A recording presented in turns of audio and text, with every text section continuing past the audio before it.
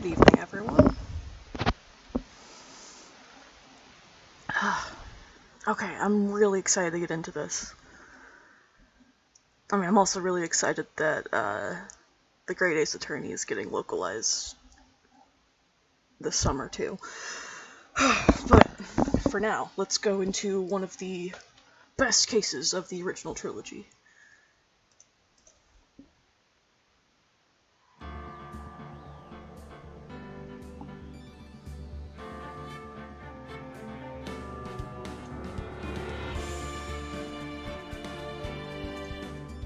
Really? Neil is now to Twitch user identity theft? That's pretty great.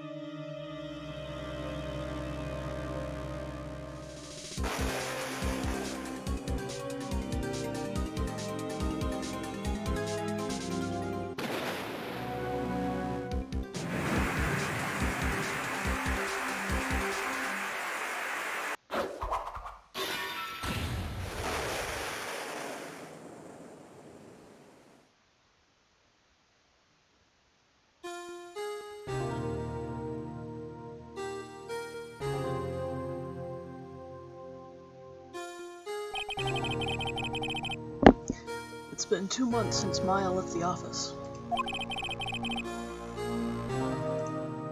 Oh shit, is it? It's not supposed to be. Why? Twitch, why are you not picking up my beloved game? Come on. Okay, well. Give me just a second.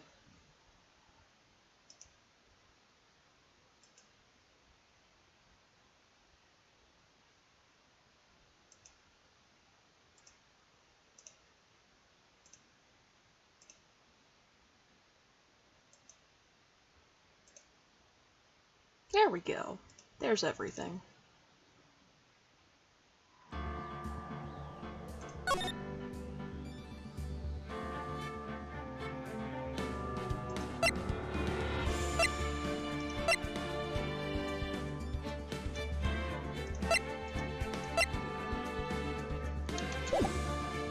Alright. Gonna make it full screen for me this time.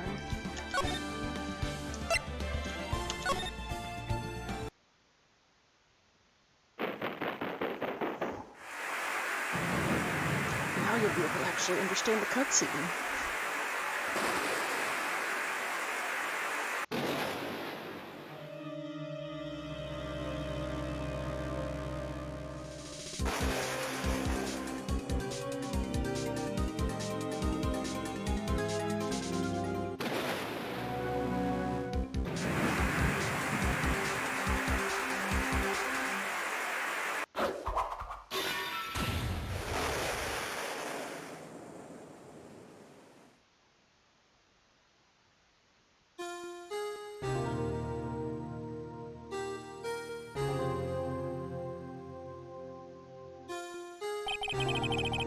It's been 2 months since Maya left the office.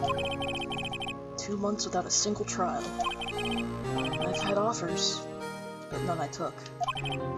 That is, until the day that girl showed up. Alright, February 22nd, 10:02 a.m., Wright & Co. law offices.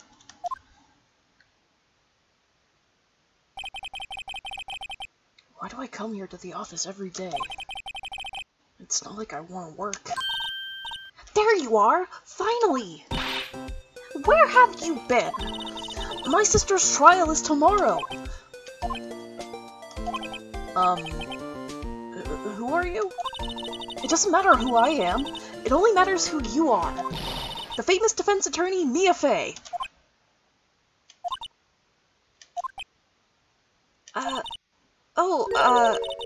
You're not Mia Fey, are you? I'm sorry, but Miss Mia Fey no longer works here. So you are the coffee boy? I'm Phoenix Wright, a defense attorney. Right. Wait! You're the Phoenix Wright? The Phoenix Wright from the Edgeworth murder case? Yes, that's correct. It wasn't Edgeworth who was murdered, though. That's a relief, then. You're better than nobody. I'm sorry, I'm afraid I'm not taking cases right now. But you are Phoenix Wright, right? The undefeated defense attorney? Look, I'm not accepting any new cases. I'm sorry, but you'll have to try elsewhere. Please! I'm out of time! But... Please, you have to help! It's my sister.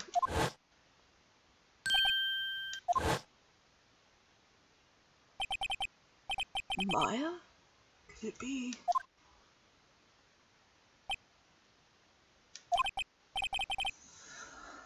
Okay, I'll hear you out.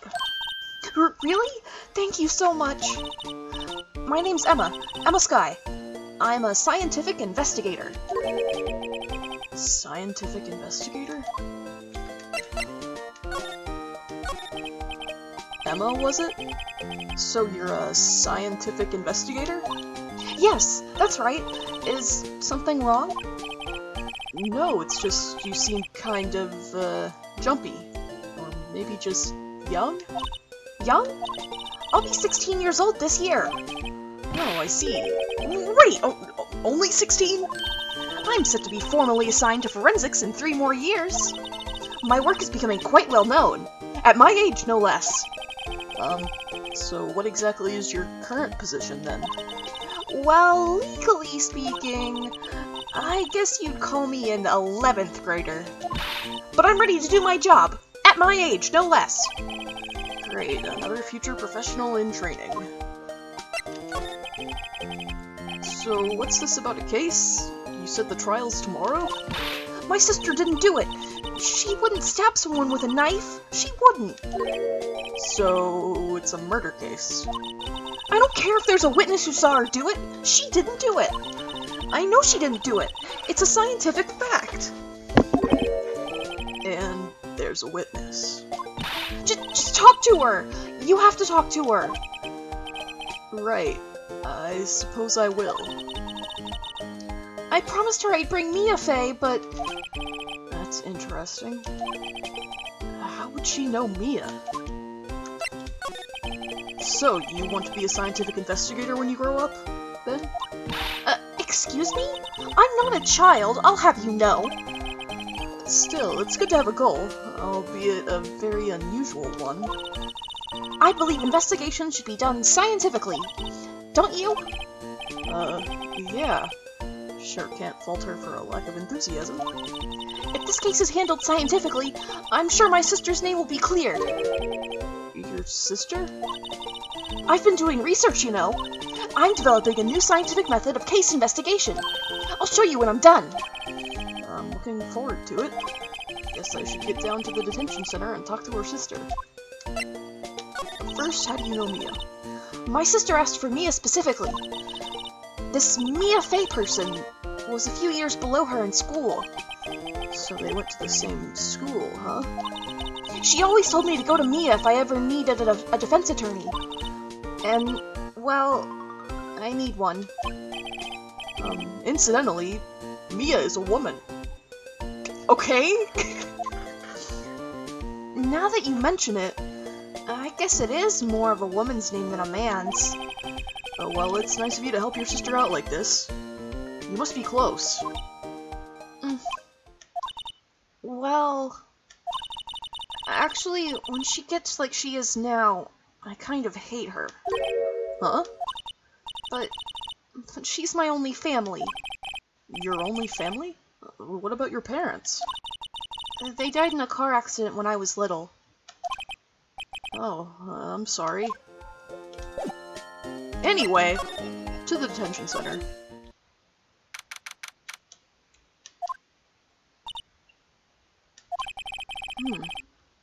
I wonder what's wrong with Emma. She got quiet all of a sudden as soon as we arrived. Guard, I thought I told you I didn't want visitors. Sorry, ma'am. It's just your sister. No excuses. Or did you not want to raise this here, Understood, ma'am. What was that all about?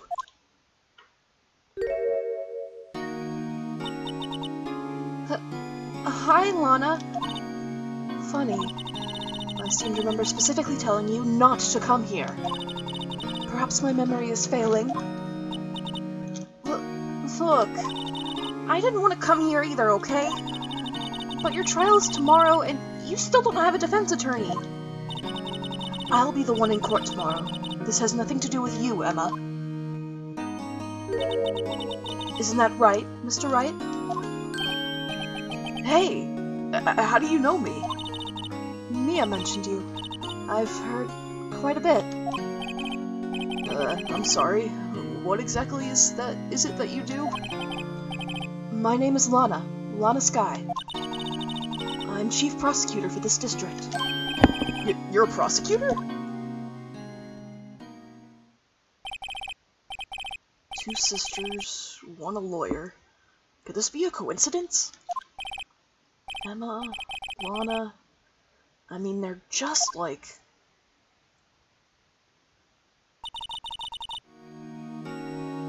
Is something wrong, Mr. Wright?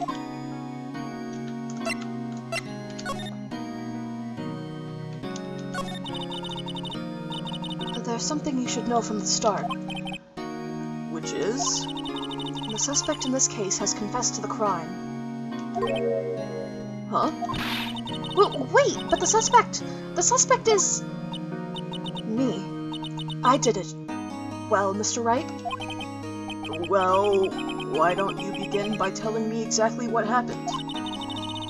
The crime took place yesterday, February 21st, at 5:15 p.m.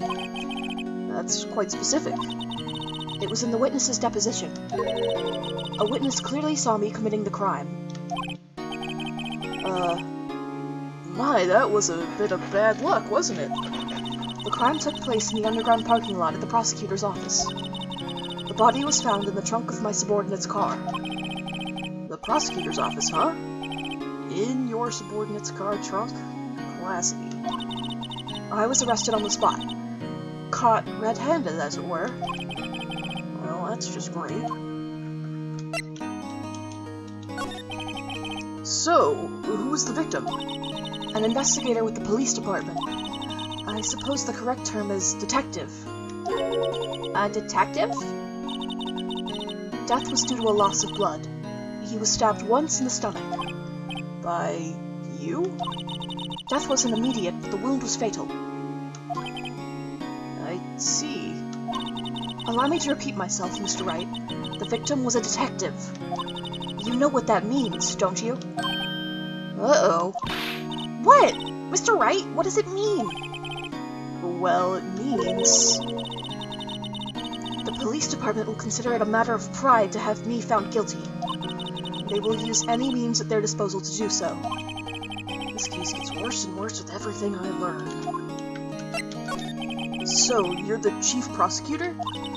That is correct. I'm responsible for overseeing every trial handled by prosecutors in this district. I make sure the prosecutors have what they need to do the job and manage every aspect.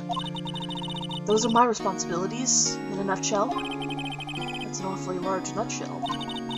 Still, I'm a little surprised. I would think you'd recognize the district's chief prosecutor, Mr. Wright. Huh? In fact, it seems impossible you wouldn't. Lana? What happened to your hand? Oh, this? I cut myself by accident. When I stabbed him, that is. Huh? I'm not very good at being a criminal, I suppose. How am I supposed to defend this? Time to change the subject. Wait, she was in the class ahead of Mia, wasn't she? You were in school with Mia, correct? A few years above her? Emma told you that too, did she? Well, why not? I did drag him all the way here from his office. Although it seems he has very little in common with Mia. Hey! It was in law school. I was in my 3rd year, and she was auditing the class. She was different than the other students. Different? She was strong. She'd do anything to become a defense attorney. Anything. That was probably why she was attracted to me. Excuse me? Intellectually attracted. Lana was top of her class in school. I was the best there was. Yes, we were intellectually attracted as well as sexually.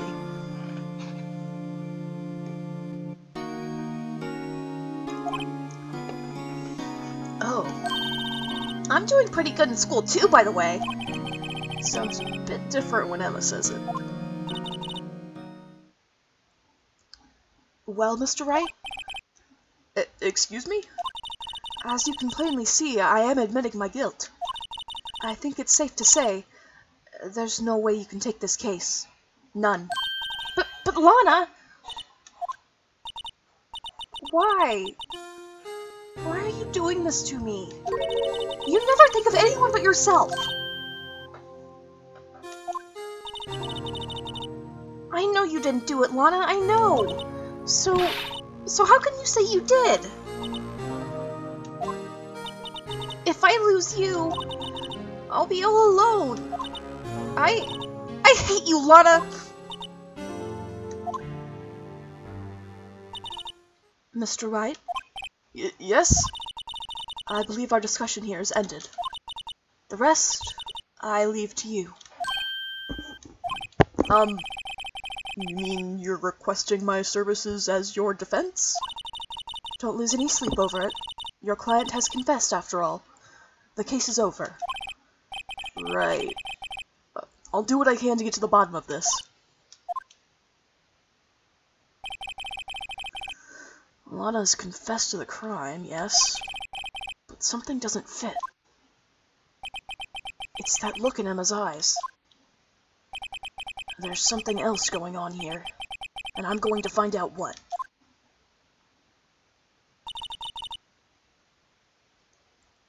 I'm sorry, Mr. Wright. Huh? About what? My sister. She's not always like that, you know. I just never expected to be defending another prosecutor again. She's changed a lot. She used to be so gentle, always smiling. Everybody liked her. I see.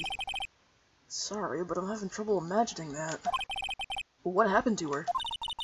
I don't know for certain myself. I think maybe she... well, maybe not. Sounds like there's something there that defies a simple scientific explanation. But let's go check out this underground parking at the prosecutor's office, shall we? Okay!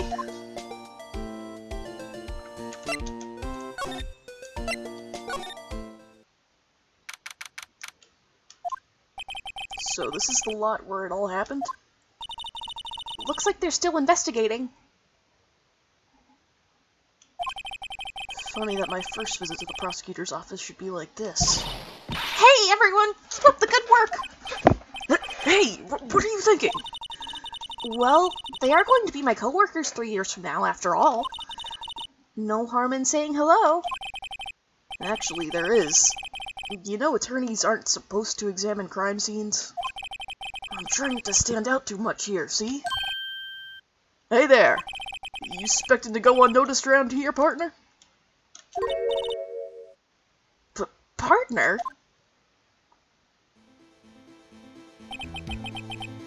What do we have here? Looks like a bambina got loose from the ranches and is up to no good. Folks gotta learn to keep them doggies tied down, partner. Mr. Marshall! Marshall? Looks more like a sheriff to me. Looky here, Bambina. I know how you feel. But this is my gang's Gulch Strike, see? Strike? This is our claim, our territory, with a motherload of evidence. If you're fixing to mess with what's ours, you'll regret it, partner.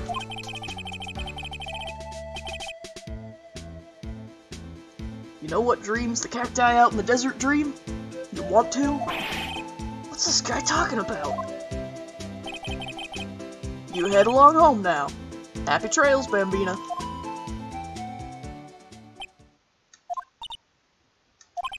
Was that, Hombre a friend of yours?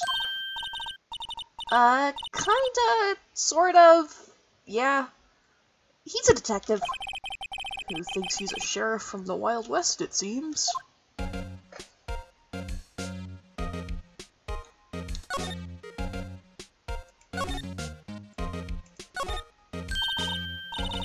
Well, no time to waste. Let's get hunting for clues. I wonder what this is. Well, partner, looks like you got no intention of going home quietly. The sheriff. Like I said before, this here's our claim. You'd best be moseying along, unless you're fixing to bite the bullet. Scary. Could you just tell us one thing? Who owns that car? Oh, well. The little filly's got a good nose on her. You want to know who rides that red Mustang with the body in her saddle, eh? Please! No problemo, partner. About time for victuals anyway. Get yourself to the saloon up on the 12th floor of the prospector's office. The prospector's office? Might just find you a cerveza you like. Prospector's office? Where does this guy think he is? And when, for that matter? Note to self. Look up Vittles, Saloon, Cerveza. Maybe we should check out room 1202, the High Prosecutor's office. In any case, stay away from the car. You can look around here all you like, just keep your paws off our claim. Right. Great! Great! Maybe there are some clues around here, Mr. Wright. Let's check it out. Okay, so I can't look at the car, but he didn't say I can't look on this side of the screen. What's this? A wallet? Excuse me, officer. Wait! What are you doing, Mr. Wright? What am I doing? I just found this wallet, so I'm handing it over to the police. I don't believe it! This is real basic. Anything at a crime scene is evidence.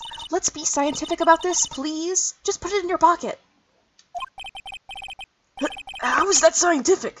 Sounds like theft to me. Wallet hastily stuffed into pocket. A foldable wallet found at the crime scene. There seems to be something inside. I'm called to duty already, and at my tender age.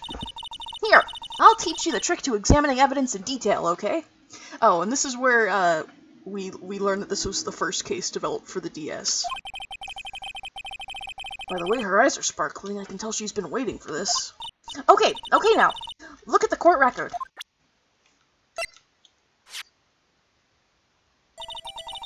You have to be sure to examine evidence carefully on all sides. Now, let's just start examining, from every angle.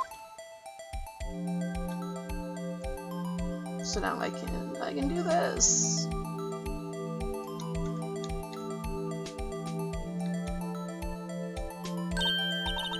Oh, I think there might be a clue here.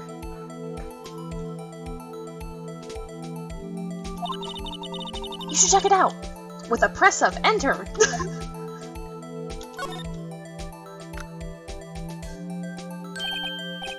This is an ID card. Sergeant Bruce Goodman, ID number 5842189. See? Well, isn't scientific investigation useful? I guess, though I don't see what science has to do with it.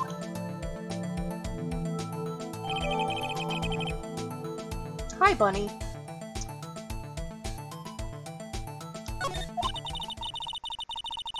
Let's be sure to examine every piece of evidence we find.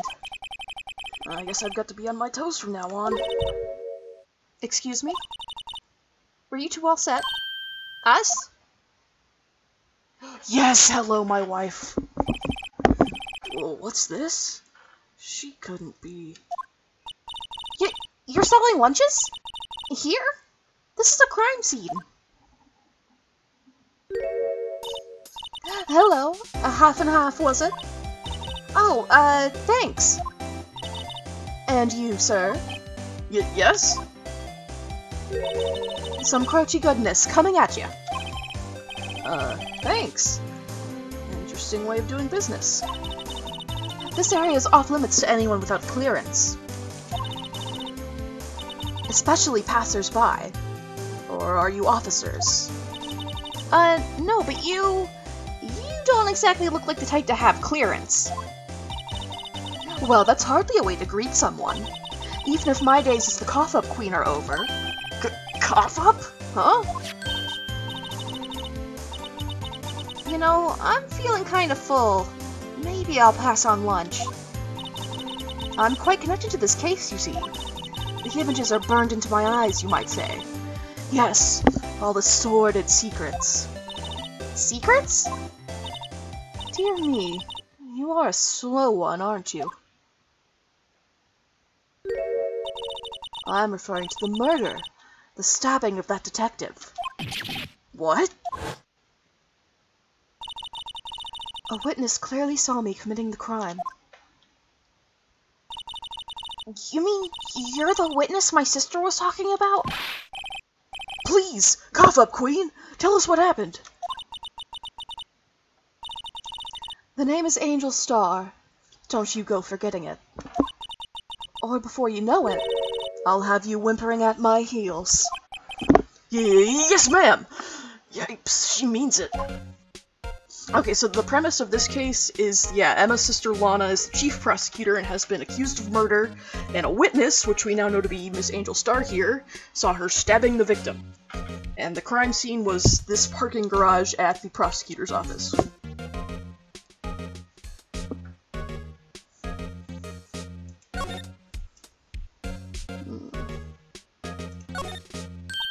Aha! A ladder! That's a step ladder. What's the difference? In scientific terms, please. Scientific, huh? Look at the basic nature of things, Mr. Wright. This all seems so horribly familiar somehow. Here, a phone. Let's see if it works. Hey, don't touch stuff we don't need to be touching. I can't hear anything. My ears! No, my ears. Maybe it's due to the barometric pressure? What is she babbling about? Hey, what did you just say? See? You can hear just fine. The phone's broken. Now, let's see.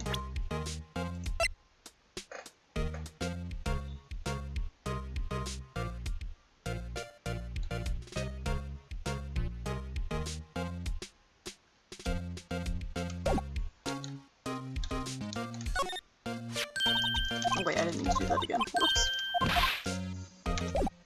Alright. Somehow, I knew. Yesterday was a day of destiny. I knew something was going to happen. Just like I know that the daily special on Friday every week is salmon. Destiny? Was yesterday's special for some reason? You're a defense attorney, right? You should know then. You should know the foul misdeeds of the evil ones who haunt this den of iniquity. Evil ones? Prosecutors. They have no qualms at all about blackening the names of innocents. And yesterday they paid homage to the most evil one of all. They gave an award for King of Prosecutors. What a farce. So she's saying there was some sort of prosecutors convention yesterday? I was almost compelled to lace their lunches with something foul. Do you have a personal grievance against prosecutors or something? Or is there some kind of scientific evidence of this, evil? Young miss, mock me at your own risk. You'll soon find out why they call me the Cuff-Up Queen. Ew! The most heinous of all the evil ones, the one they awarded yesterday. It was in his car that they found the body. Proof that he devours the evilest lunches of all. Really? Really what? I'm totally confused. One thing's clear. This lunch lady has a thing against prosecutors. So, what exactly was it that you witnessed, Miss Starr? It was a fascinating spectacle, to be sure. I now feel I know what they say when they talk about a woman's wrath. To see Lana Skye wield that knife so... Her knife flashed in anger, bringing him to a sad end. It was truly a sight to see. You mean you saw the very moment of the crime? The sound of his silvery ties to this world being cruelly cut still rings in my ears, and the rhythmic beat of Lana Skye's knife.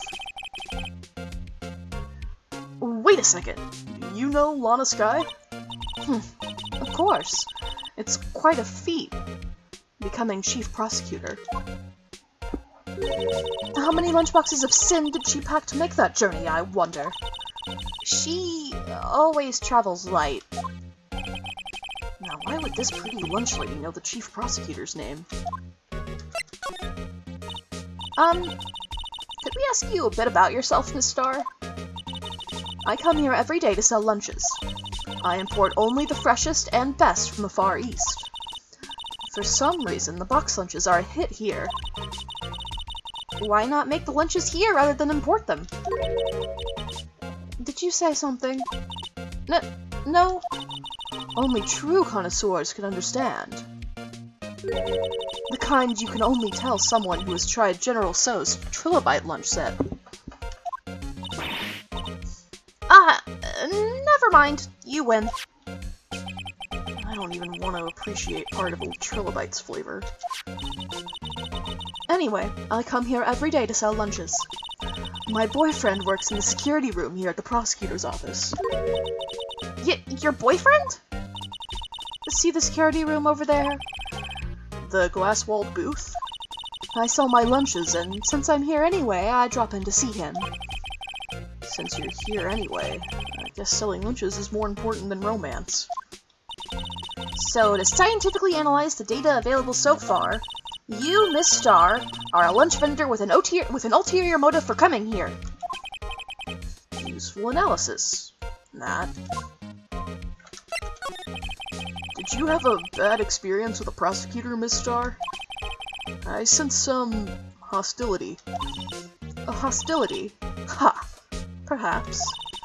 Prosecutors are all alike, and the bigger they get, the worse they smell. Kind of like 10-day-old clams in the chowder. I wonder if Miss Starr was involved in some sort of legal trouble in the past? That'd be a sure cause of food poisoning! Scientifically speaking, of course. I mean, now you're talking, cough-up queen. I thought she was just a lunch vendor, but now I'm not so sure.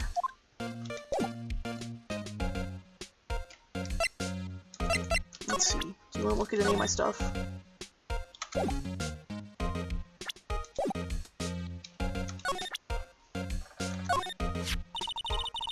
A defense attorney must be able to fight. How about you? Do you think you can win? How about tackling Lunchland's Pickle Supreme lunchbox? Wow, it's really crunchy. A box of pickles? Kind of a sad lunch if you ask me. Not to me, man, I'll eat it. About this card. Lunchland vendors only accept cash, no cards. Especially not a card belonging to someone else. No, this isn't a credit card. It's an ID card. It belongs to a detective. And you're showing this to me, the lunch lady. Why? That's like showing a fine honeyed ham to a detective. Why do I always feel like I'm being mocked? Because you are a phoenix, honey. Alright. Now let's go to the High Prosecutor's office.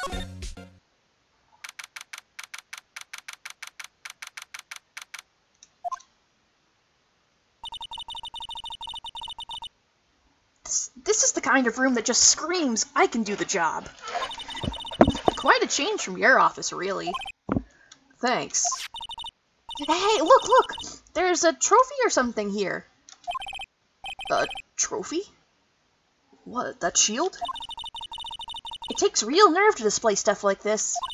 Whoever's office this is, they must be a real stuck-up jerk. Phoenix Wright.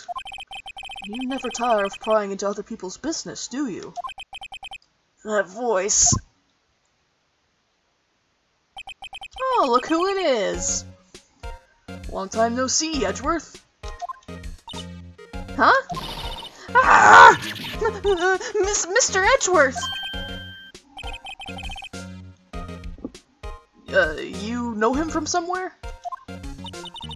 Of course! I'm his biggest fan! My sister introduced us once, and... Right, her sister is the chief prosecutor after all. Well, what brings you here? I'll warn you, I've been known to be a real stuck-up jerk. No! Did I? No! It was just Mr. Wright here. Hey, don't blame me! We're just here to investigate a murder case. Murder? A body was found in this nasty bright red sports car in the parking lot. Hmm? That would be my car. What of it? What? Your car? I'll say one thing, she certainly can scream.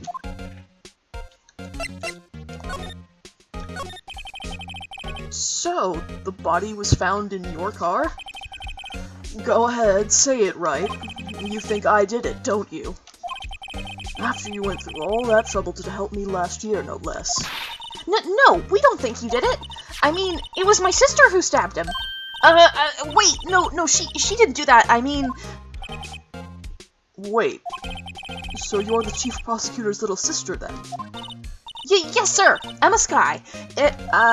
It's nice to meet you again. Now that didn't sound forced at all. Now I remember. You've really grown. I'll admit it. It was a surprise for me, too. To think that my own car would become the scene of a murder.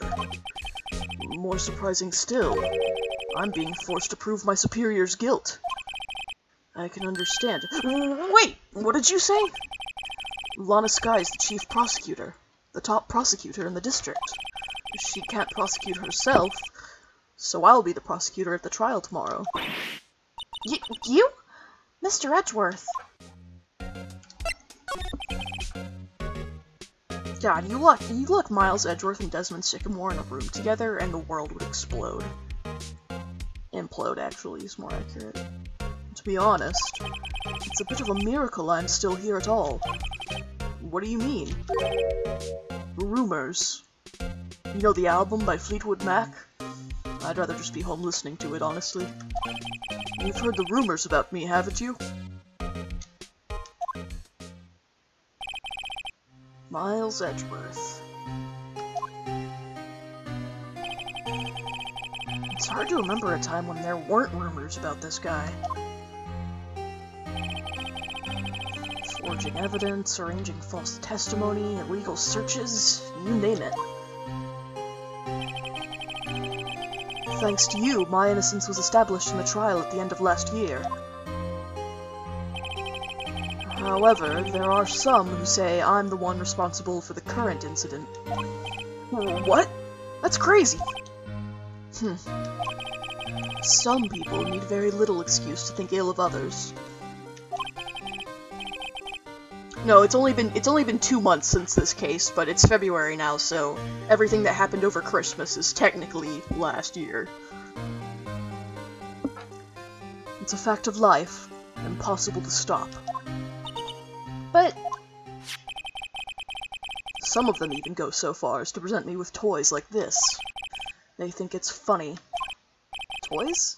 That bronze shield? There's gotta be a story behind that one. Chief Prosecutor Skye? Yes, we first worked together on a case 2 years ago. It was my first big case.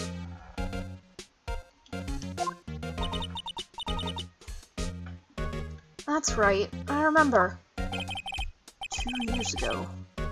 I wasn't even a lawyer yet. Since then, I always felt that she was looking out for me. It appears I was mistaken. Mistaken? Why? I mean, I know she's not the warmest person, but I'm sure she felt some responsibility for you. Then why? Why did she stab someone in the trunk of my car? Not only that, she stabbed him with my knife. What? What? Mr. Edgeworth, your knife was the murder weapon? To be specific, it was the knife I keep in the toolbox in the trunk of my car. You know, just in case. Edgeworth's knife added to the court record. The murder weapon, usually in Edgeworth's toolbox. Traces of victim's blood, no prints. Edgeworth? What? Are you sure you didn't do it? Come on, can't he take a joke?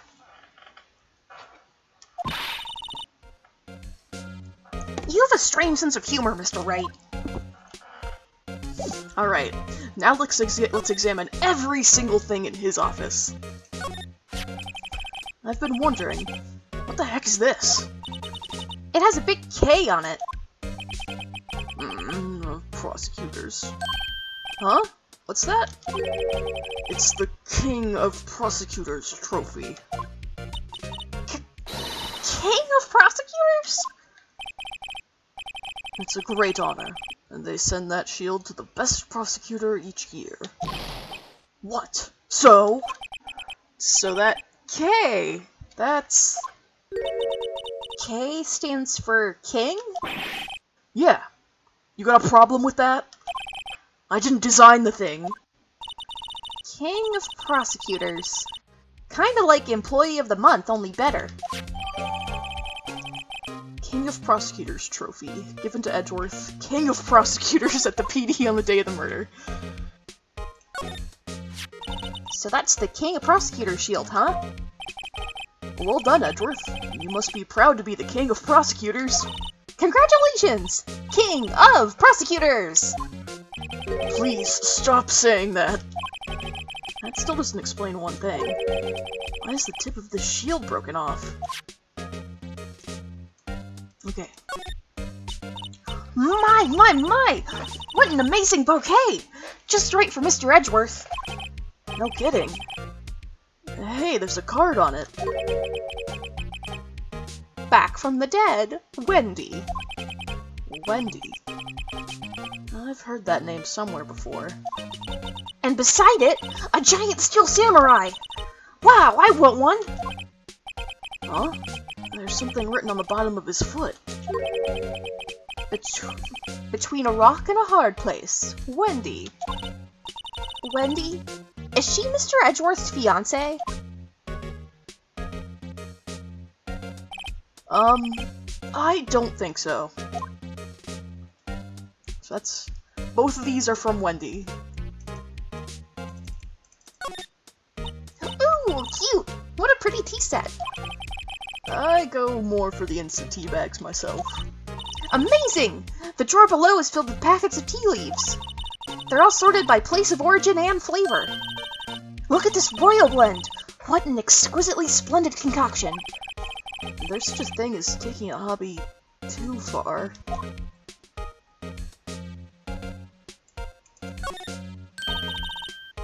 Josh Brolin teabag. No, not that kind of teabag. Hey, a chessboard!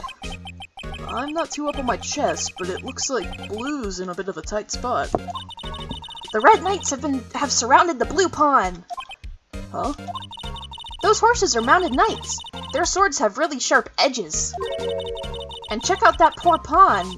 His hat is kinda spiky. Kinda reminds me of you. Mr. Edgeworth must be an avid chess player. What's wrong, Mr. Wright? Edges surrounding a pawn with spiky hair. Nah, it's nothing. A work desk. It's quite tidy, as one might expect.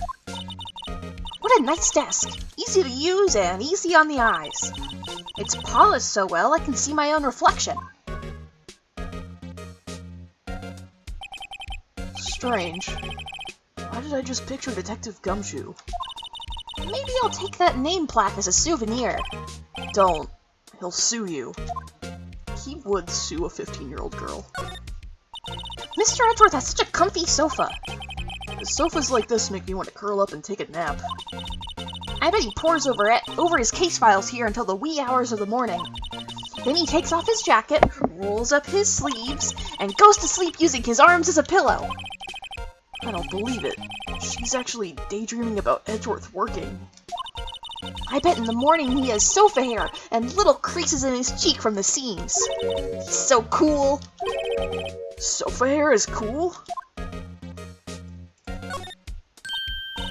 Wow, this jacket is even lacier than his usual ones. This must be his lucky trial jacket. Lucky jacket, right. I've never seen him wear it. I'm sure there's a story behind why it's in a frame. Maybe I'll be naughty and take a picture. She's getting way too excited about this. Whoa! These are all case files? They're stacked up to the ceiling. There's even a ladder. Odd. I thought Edgeworth wasn't good with heights. He must have someone get them for him.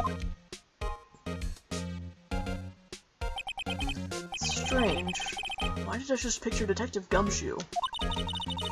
He must study these case reports so closely. He's so cool. You wouldn't say that if you saw him sweating bullets up on that ladder. Oh, window? Whoa! What a view! It must be nice to have an office on the 12th floor. I guess you would feel important. Incidentally, were you to jump out this window, the time until impact with the ground would be... got it! Approximately 3.23 seconds. That's handy to know.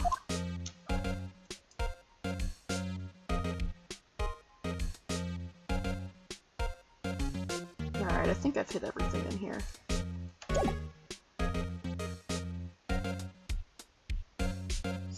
Alright, so let's make him talk to me.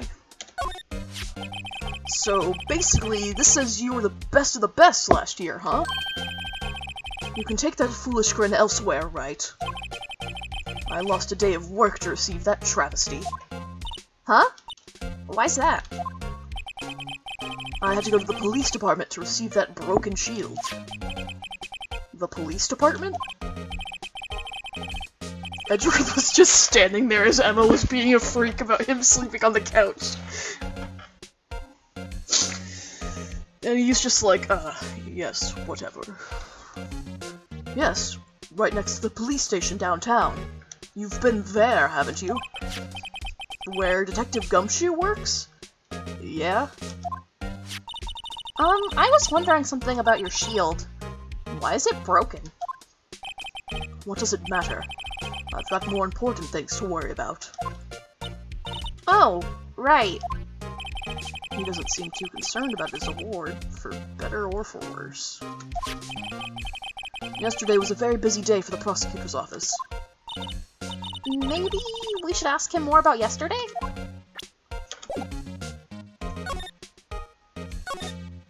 Could you tell me more about yesterday? The day of the murder? Yesterday was the annual cleaning day at the prosecutor's office. Cleaning day? Working with the police department, we sort and file all evidence for solved cases. We call it evidence transferal. Wiping your hands of old cases, in other words. Oh, and another thing. A ceremony was held at the police department. There's an annual review and awards for outstanding police officers and prosecutors. And that's when you got the shield? I was at the police department yesterday afternoon. I got back here at 5:12. That's very precise. People like myself and Mr. Edgeworth pride ourselves on our precision, Mr. Wright. No, I place little faith in my memory. The only thing I trust is solid evidence. Edgeworth parking stub added to the court record. Record of parking in the prosecutor's office lot. Entered lot at 5:12 p.m. This is the parking stub from the underground lot. The murder took place around 5:15. So the murder happened right after you got back. What, right? I'd appreciate it if you direct that suspicious glare elsewhere. Oh shit, I thought it was gonna be Gumshoe. Excuse me, but is Mr. Edgeworth, anywhere on the premises? I'm Edgeworth. What is it?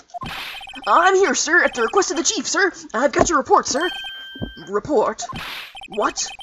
Did you find new evidence in the case against Chief Prosecutor Skye? I don't like the way this conversation is going at all.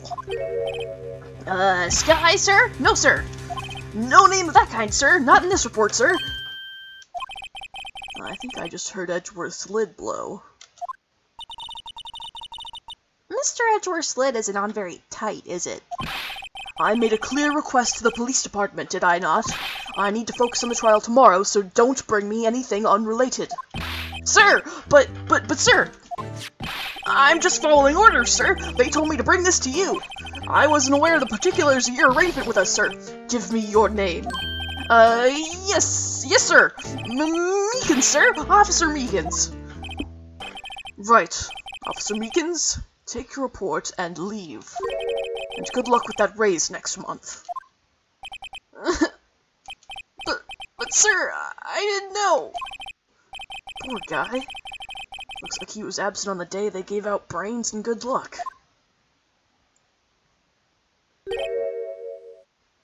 Right. Yes, sir! He caught me off guard. As you can see, I'm busy. You may leave now. Let's do what he says, Mr. Wright.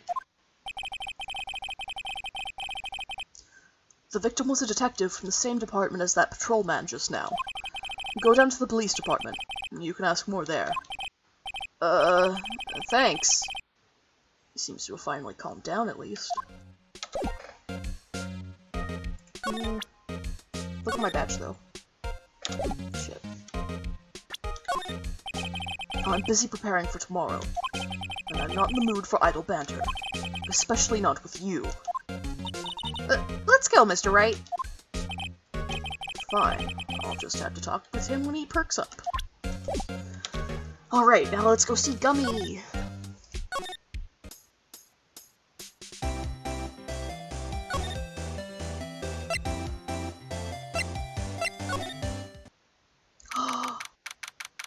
The blue badger, my friend, the blue badger!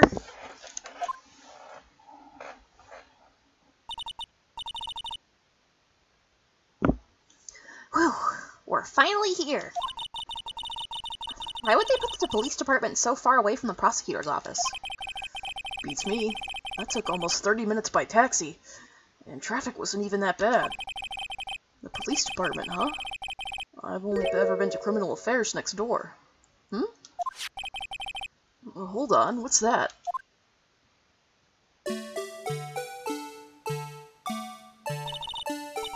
Disturbing! Why does it undulate like that? Oh, wait, I know. This is the Blue Badger. They're trying to make him the police mascot. Wow, Mr. Wright. You sure know a lot about the police. Still, he does seem familiar somehow. Forget the Blue Badger! Who's that next to him? Someone appears to be dancing with the Blue Badger? Uh-oh, he noticed me. He sure is running over here fast. Hey, pal! What are you doing here? You definitely did not just see me dancing with the Blue Badger. Now that's my line, Detective Gumshoe. Specifically, why were you dancing over there? What?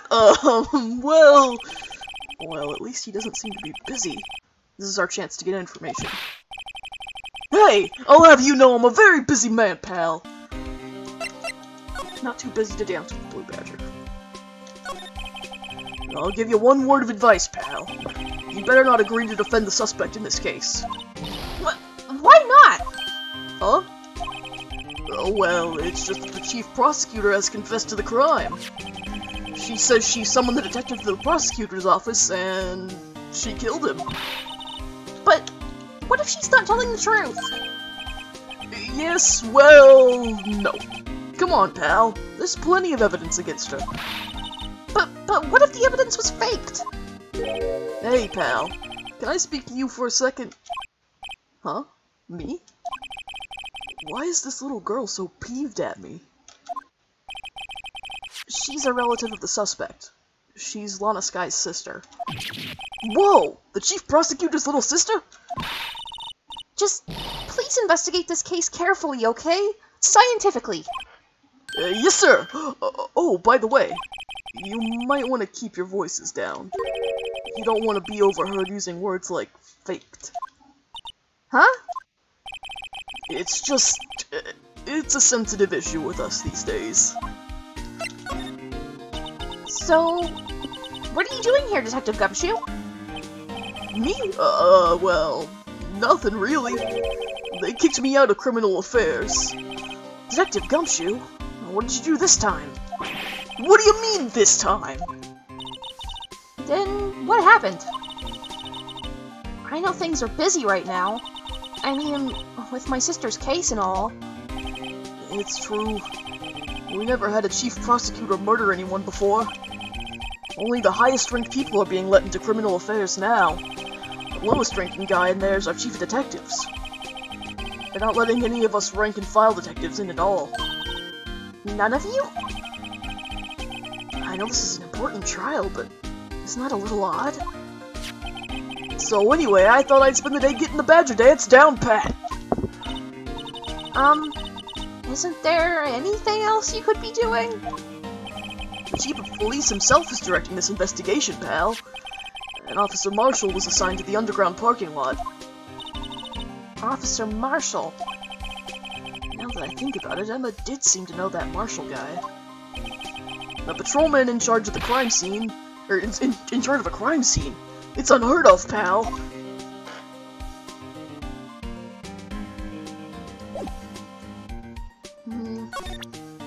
But do you know Bruce Goodman? Detective Gumshoe? What can you tell me about this? Huh? Hey, pal, this is a detective's ID card. You can't just keep that, you have to turn it into the police. It's people like you that get me into so much trouble all the time. Meaning Detective Gumshoe must drop his card a lot. Let's see. Bruce Goodman. Goodman. Sounds familiar. Nah, my mistake. But didn't you work together with him in criminal affairs? Whoa! Now I remember! Bruce Goodman. He's the victim! That's what I thought. Can you tell us more, Detective Gumshoe?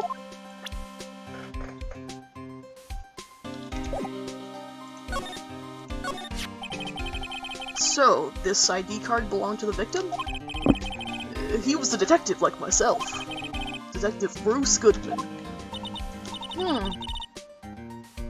Don't you think it's strange? I mean, why would the victim's ID card be lying on the ground where we found it? Well, Detective Goodman should have been at the police department yesterday. There was an evidence transferal for a case he handled 2 years ago. Evidence transferal. Mr. Edgeworth mentioned that too. But Detective Goodman was killed at the prosecutor's office. Well, that's the thing. It's hard to say this, but the word is that Chief Prosecutor Sky called him out there to the parking lot. And Lana's confessing as much.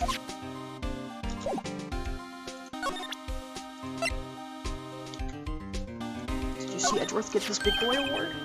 Hey, that's it! That's the King of Prosecutors Award that Mr. Edgeworth got yesterday. Well, were you at the awards ceremony, Detective Gumshoe?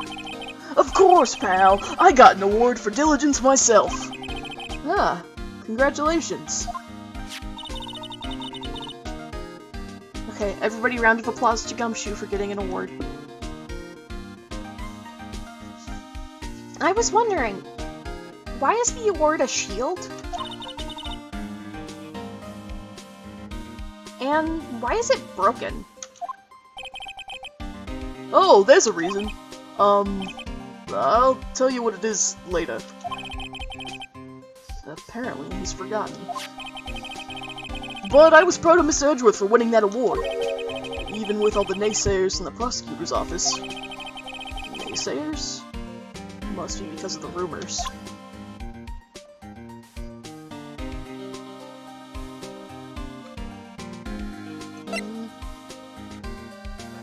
this knife? Found in Mr. Edgeworth's car, stabbed with Mr. Edgeworth's knife, huh? Who would drive Chief Prosecutor Sky to do such a thing? Oh, wait, I didn't mean, I mean, sure, of course someone else really did it! Someone who must have a grudge against Mr. Edgeworth. The car and the knife do seem a little too well organized to be a coincidence. Poor Mr. Edgeworth. What could have happened? We have to find out a little more about what's going on with Edgeworth.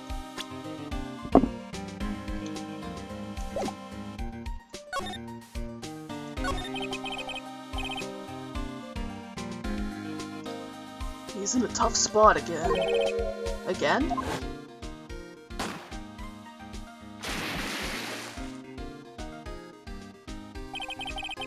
Oh, well, it all started with the murder of the defense attorney, Hammond.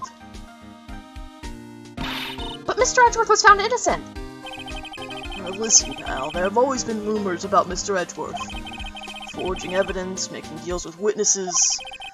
Nothing outright, but there were always whispered rumors. Ever since he was arrested of murder, no one's whispering. They're practically shouting. But there's no evidence against him! Well, Mr. Edgeworth always has had unusually strong ties to the department higher-ups. It's only natural that people would be suspicious. I had no idea he was under the gun. Anyway, this latest case has started a new rumor. People say the only reason he took this case is because he's aiming for the chief prosecutor position himself. Whoa, what? But I know the truth, pal! Nobody wants to be the one who has to prosecute the chief prosecutor!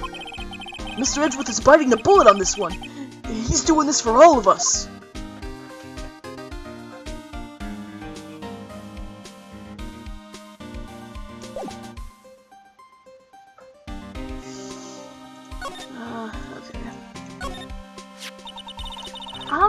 I was wondering about that.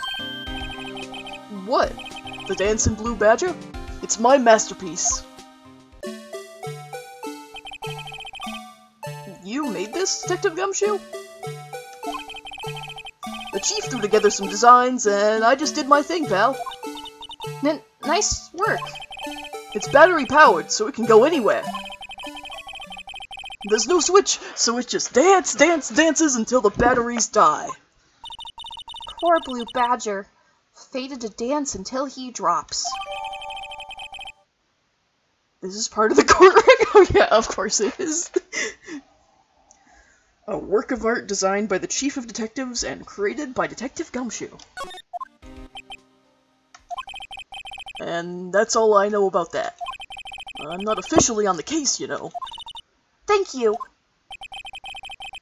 Why aren't you handling the case, Detective Gumshoe? We met the guy who is. What was his name? The guy in the parking lot? That'd be Officer Marshall. He was appointed directly by the Chief of Police. Officer Marshall? Is he some kind of Wild West sheriff or something? No, Jake Marshall's just a regular officer. From West LA. For a moment there, I wasn't sure. Look, pal, let me try to make things a little easier for you. Show them this, and they'll let you examine the crime scene. Maybe. Letter of introduction received from Detective Gumshoe. Allows bearer to investigate the crime scene. I'll be surprised if this gets us anywhere. Just act like you're supposed to be there, and nobody will look at you twice, pal. Now... I want to look at what it says up here.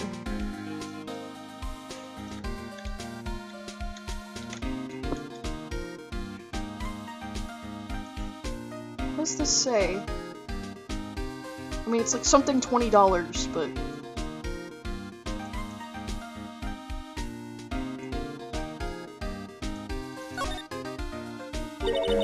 Hey, look here! It looks like something's been crossed out. Maybe it was a letter or something to Detective Gumshoe? Let's see. Annual bonus, $20. I think a couple zeros are missing. No, that sounds about right. At least in this detective's case. Maybe I should rethink my career as an investigator. That's so mean. They gave him, like, they barely gave him enough for a Happy Meal.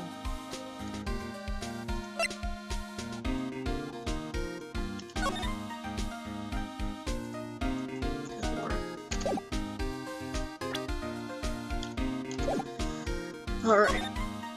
Oh wait, first I gotta show him my badge. It's a tradition. Detective, here's my attorney's badge. You show this to me every time we meet, pal.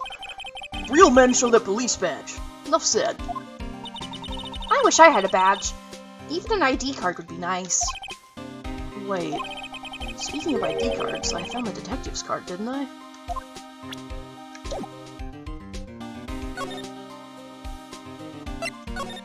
But we already talked to him about that. No biggie.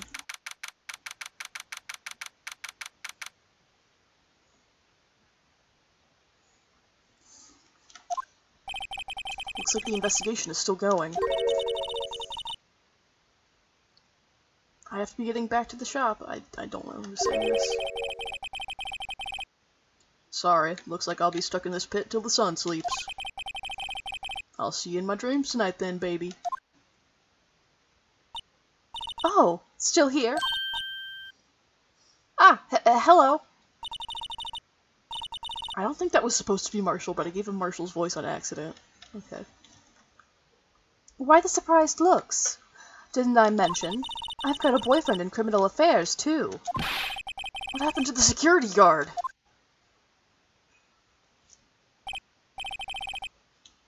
Hey, what's wrong, Bambina? You're looking like a doggy that's lost its herd. Jake Marshall. Strange guy to put in charge of a crime scene. Okay, well, I have permission from my friend Dick to be here. Would you mind reading this for me? What's this? I warn you, fan letters to me go right in the spittoon. It's a letter of introduction from Detective Gumshoe. May we investigate? Gumshoe? That old cowdog? He holding a birthday party or something? Huh? Look, where it should say letter of introduction, it says invitation. I think he just miswrote it. Wait, why am I getting all defensive here? No worries. This proves it's from Detective Gumshoe, better than a blood test. Guess I'd better let you in, then. Thank you, Officer Marshall. Oh, that's right. He's a patrolman, not a detective. Which reminds me. Hey, wait a sec. Isn't a crime scene supposed to be handled by a detective or higher? Well, folks, the clues are calling. Welcome to our gold strike. Be like the settler. Strike out for lands unknown. Manifest destiny. Let's have a hootenanny. What the fuck is wrong with you? Note to self, police investigations are like settling land. Well, Mr. Wright, what do you say? I say I won't be needing this anymore. Detective Gumshoe's letter of introduction, crumpled and discarded. Oh, but I wanted his autograph.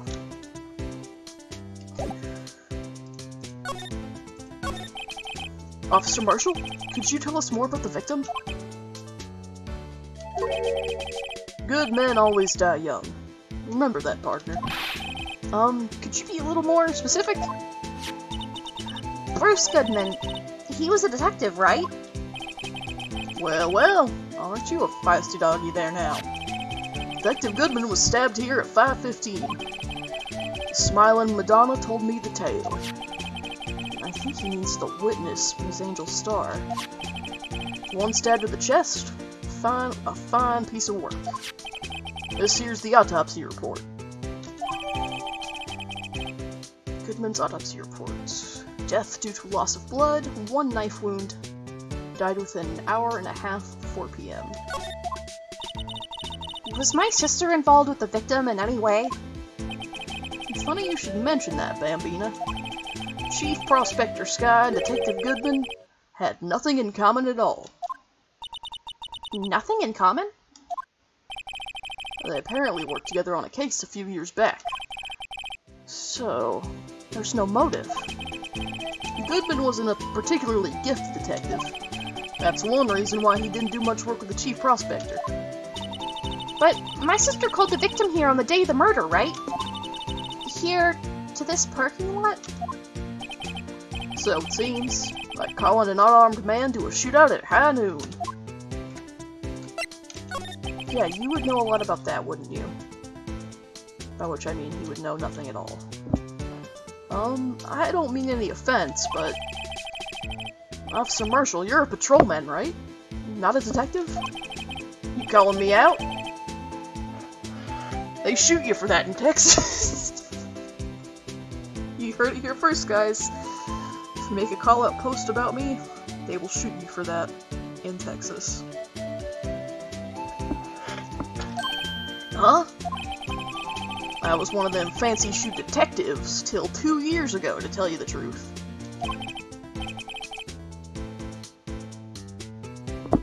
Oh, really? Now he tells me. I don't know. I'm ambivalent on Jake Marshall. Like he's a funny cowboy. But that's about it. But you're a patrolman now, so how can you be in charge of a crime scene? Nothing gets by you, does it, Bambina? So why are you in charge? No reason. We're just short on hands right now. I'm keeping an eye out in the meantime. That's odd, though. Detective Gumshoe was saying he had nothing to do. Nothing important, at least. He's nothing but a sad old cow dog that can't find his tail. You stop it right now. Maybe it's because he runs with that Edgeworth, eh? Oh, you were treading in dangerous territory, insulting both of them in one breath, Mr. Marshall. Edgeworth? That cow dog's been kicked out of this cattle run by order of the chief of police. Just, you don't realize it yet. Detective Gumshoe kicked out of the investigation? Alright, so now let's look around here now that we're finally allowed to. This appears to be the car where the body was found. And it looks like the lock on the trunk is busted. The crime took place in the underground parking lot at the prosecutor's office. The body was found in the trunk of my subordinate's car. Quite a luxury car. It just screams, I have money to burn. Yeah, prosecutors get the big bucks. This looks like a cell phone. Scientific analysis would suggest this belonged to the victim. I can't think of anyone else it could belong to. What's so scientific about that? Should we check it out? Yes, we should. Right, let's check it out.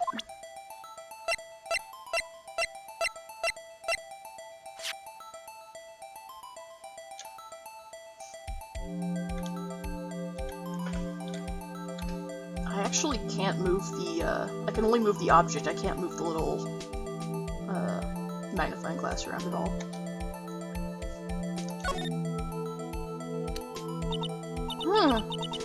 This phone's still on the redial screen. Redial? Mr. Wright, most phones keep a record of all the calls you've made and received. You just press the blue button to display the last number you called. Convenient, isn't it? I'm surprised you didn't know about it. Sorry to disappoint you, but even I know about things like redial. Huh? Oh, I'm sorry. It's just, you never know with people from your generation. Whatever. Let's check this phone out.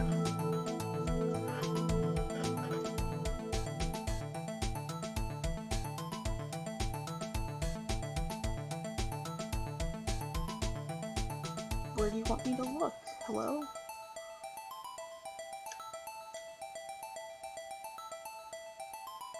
What do you want from me?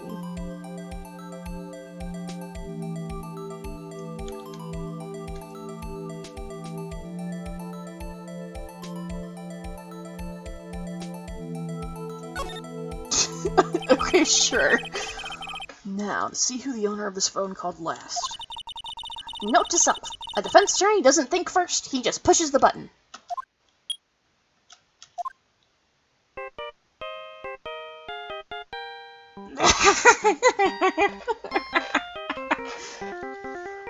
That's the Steel Samurai theme. Hey, that song. I know that. Hey, what's going on over there? Sorry. I see you, partner. You pressed redial on that there phone, didn't you? Well, yeah. Whose phone is this anyway? It was on the ground over there. Whose is it? That belongs to Chief Prosecutor Sky. Prospector Sky. What? It's my sister's? She apparently dropped it when she was taken into custody right after the crime. Look, the last call was made right when the murder occurred. Looks like she was fixing to call someone. Except she only spoke for a few seconds, according to this. Who did she call? No idea. Sorry, partner. Now, I got a question for you, partner. I heard a phone ring just now. One of those newfangled ringtones. Oh? That?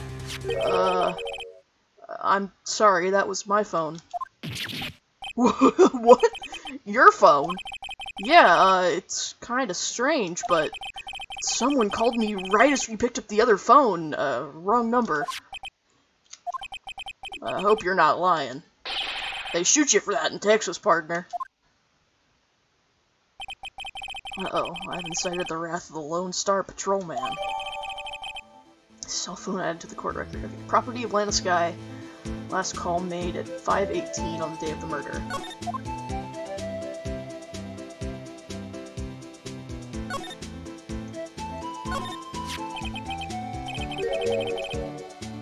What's this? Looks like some sort of note. Look, something's written on it. You're right. Let's see. 6-7S 12-2. There's a name printed on the paper above that. Goodman. Maybe it fell out of his pocket when he was killed. Well, so? What does it mean, Mr. Wright?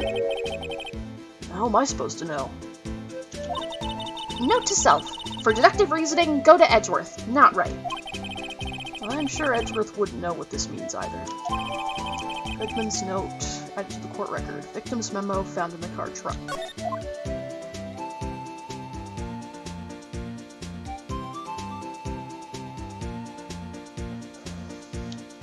Alright.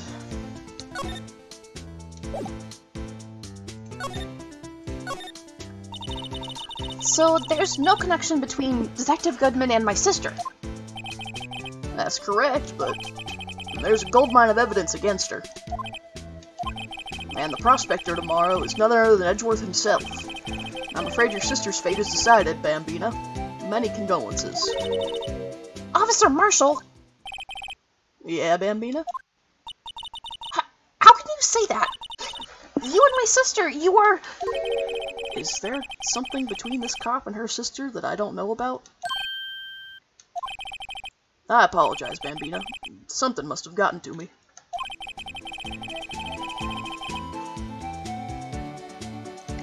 Maybe it's that dry wind that's blowing through the prospector's office. Dry wind or ill will. Someone's up to something here. But who? Suspicions about Mr. Edgeworth have been flying around for nearly 2 years now. Forged evidence and arranging testimonies, you mean? He was unbeatable because he did whatever it took to win. Unbeatable, that is, until he met you. But rumors are just... rumors, aren't they? These are prosecutors we're talking about. Evidence is everything to them. If you follow the rumors about Edgeworth to their source, you find one person. But they're off limits. Untouchable, you might say. One person? Who? I hate to say this, but it's your sister, Bambina. Chief Prosecutor fucking chief prospector, Lana Skye. What? My sister? Edgeworth couldn't rustle all those cattle by himself. Some people load their guns with bullets, some people load them with deals. What, you're saying Edgeworth was making deals to win trials? Where there's gunshots, there's bound to be bullets. That's what the old-timers say. There's a big old secret hidden around here somewhere. Everyone knows it. Is that why Detective Gumshoe was taken off the case? Did they target him because he was closest to Edgeworth? So, well, how are we doing, Mr. Wright?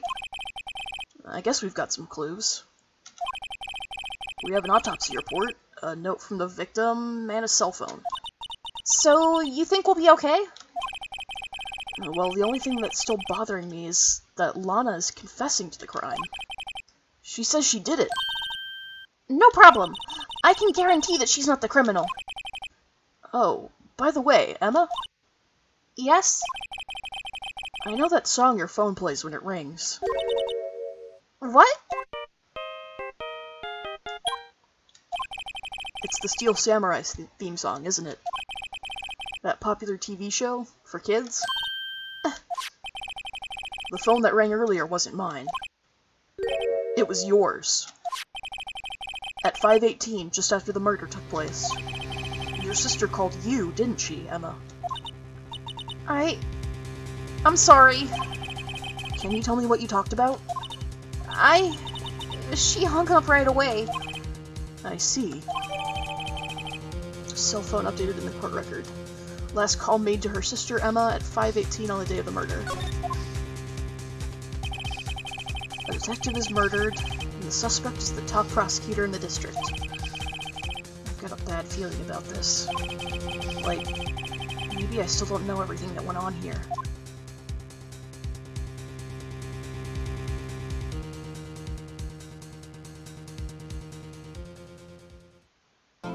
Okay. So now we go into the first trial segment, but before we do that, I'm going to take a brief intermission. Go use the bathroom and whatnot. Now, I think... this trial segment's going to be the last thing I do for the stream tonight, just because this is a very long case, so I'm probably only going to do 2 sections at a time for any one stream. So we'll do the so I'll come back, we'll do the trial, and that'll carry us to the end of the stream. Be right back.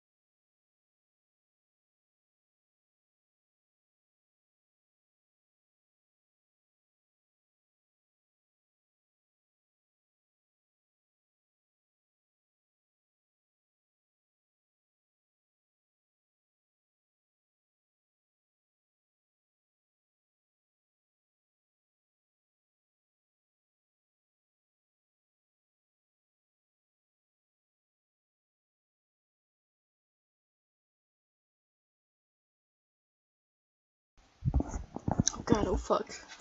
I fell into the toilet. Coming to you live from the toilet bowl.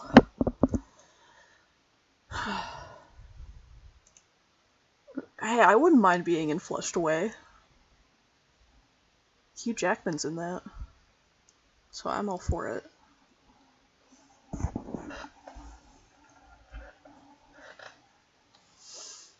Alright, anyway.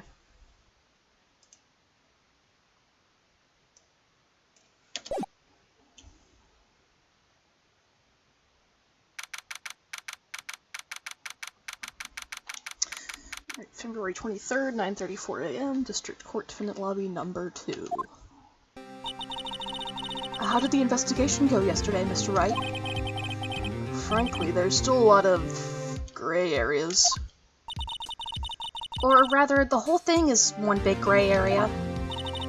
Don't worry about me, no matter what the outcome.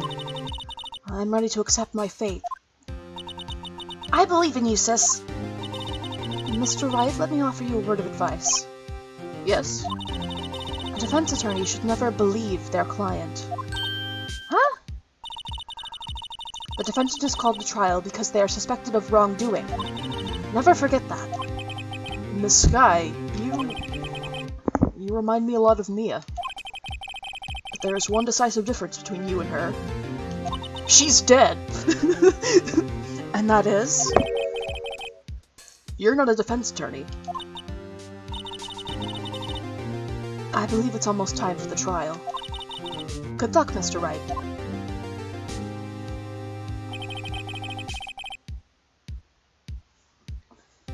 My first trial without a Fae helping me. No one's going to bail me out this time.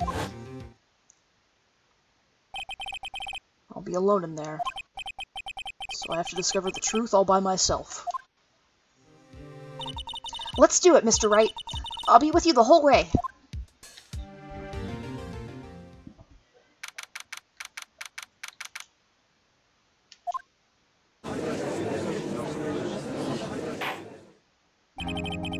Court is now in session for the trial of Miss Lana Sky. The defense is ready, Your Honor. The prosecution has been ready for a while, Your Honor. Edgeworth.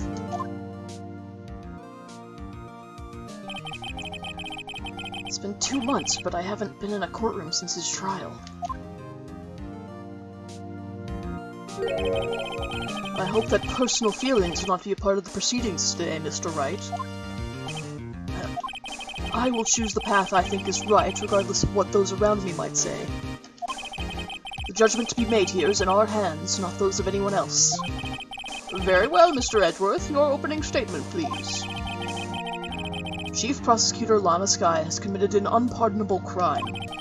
Not only this, but she was rash enough to commit it in the prosecutor's office lot. Wow, he's much more forceful in person. I suddenly feel like confessing to everything. However, she will now pay for her rashness with her life. There was a witness to her crime. A professional witness. Well then, call your first witness, Mr. Edgeworth. The prosecution calls its first witness, Miss Angel Starr, to the stand. The cough-up queen?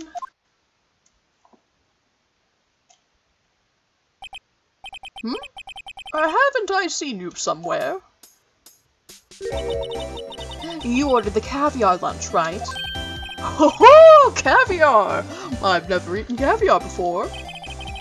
The judge is really wolfing it down. Oh, and for you, I have a fiesta bowl. Thanks. Will the witness state her name and profession? And you, sir? Did you order the fingerprint lunchbox? It is too early for lunch. Your name and profession, please. Well, Your Honor, how does it taste? So this is why everyone raves about caviar. It's so tasty it hurts. I always thought caviar would taste like pickled tapioca. What the heck does pickled tapioca taste like? God, yeah, I'm starving. Name, profession, now. Me? The name is Angel Starr. Don't go forgetting it. I find myself running Lunchland these days. Is that what you wanted me to say, Mr. Edgeworth? Very well, witness. Please describe the incident to us. The prosecution will wait. I'm not finished eating. Hurry it up! Very well, Mr. Edgeworth. As you know, we usually call on the police to provide a description of the crime. Your Honor, as Mr. Edgeworth has said to the court, I am a professional. Uh-huh? What exactly does that mean? Until 2 years ago, Miss Angel Starr was a special investigator with the police. She was a first-rate homicide detective. What? Miss Starr was a detective? Aha! I know who you are. Cough up. Cough up, Queen Angel Starr, Your Honor. Long time no see. Very well. You may continue with the description, Miss Starr. Just who is this lady? If I might have the court's attention over here.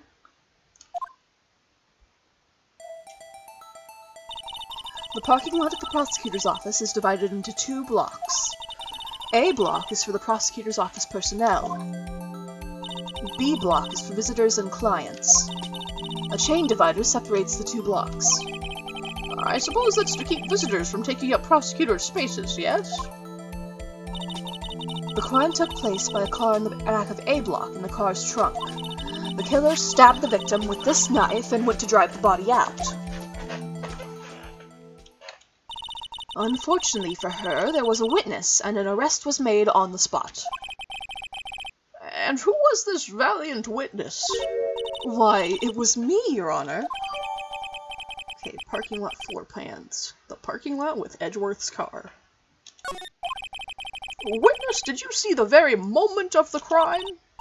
Of course, Your Honor. Immediately after that, I apprehended the chief prosecutor. It seems rather cut and dry, doesn't it? Well, Mr. Wright? I can't agree on principle, Your Honor. It seems that some poor losers are unwilling to accept the truth, Your Honor. Shall I proceed to crush what little hope they have remaining? If you can. Then give them your worst, Miss Starr. Wait, are they talking about me?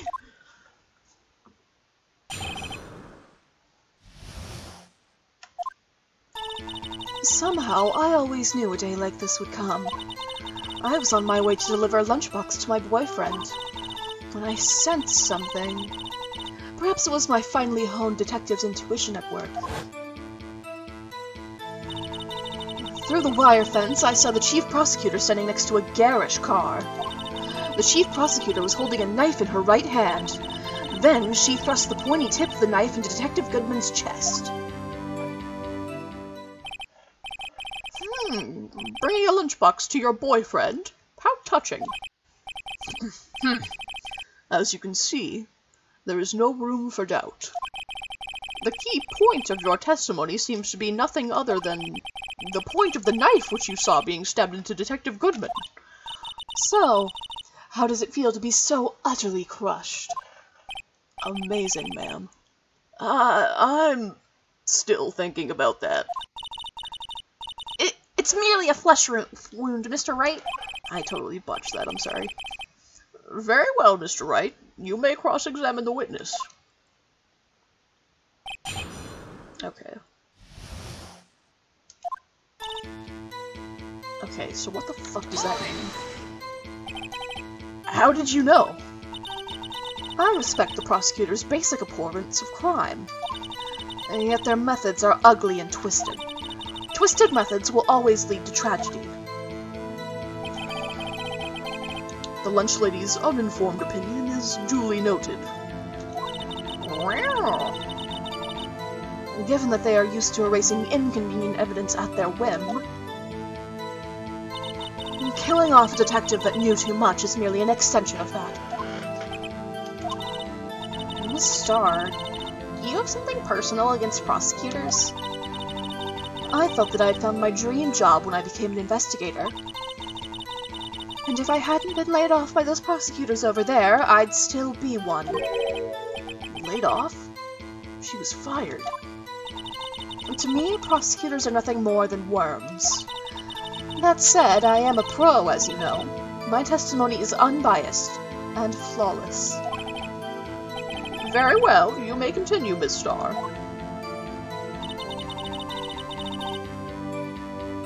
Who's your boyfriend? This boyfriend. He's a detective? Not that boyfriend. The security guard. That boyfriend? You have several? Yes. This boyfriend, that boyfriend, and the other boyfriend. Care to join? Don't mind if I do.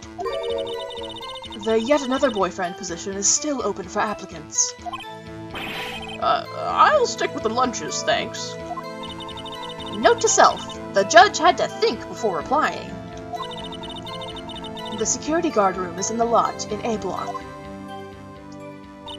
It's up on the second level, so you can see everything from there. That would be the room with the security sign. Incidentally, did you bring your lunchboxes by car? Since I'm a visitor now, I parked in B block. So, she was in B block when she witnessed the crime. Okay, sent something. Through the wire fence, I saw the chief prosecutor sitting next to a garish car. By garish car, you mean... Mr. Edgeworth's car, yes. Mr. Edgeworth's? Incidentally, the knife with which the victim was stabbed was also Mr. Edgeworth's. Wasn't it? Indeed, it was. What an odd case this is. And the person you saw, you are sure it was the defendant?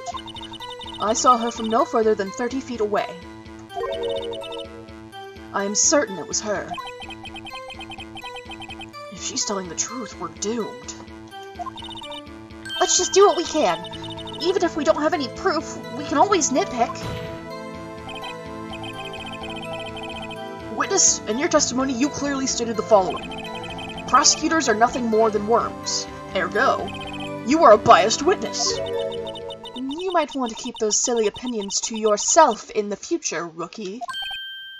Huh? Rookie?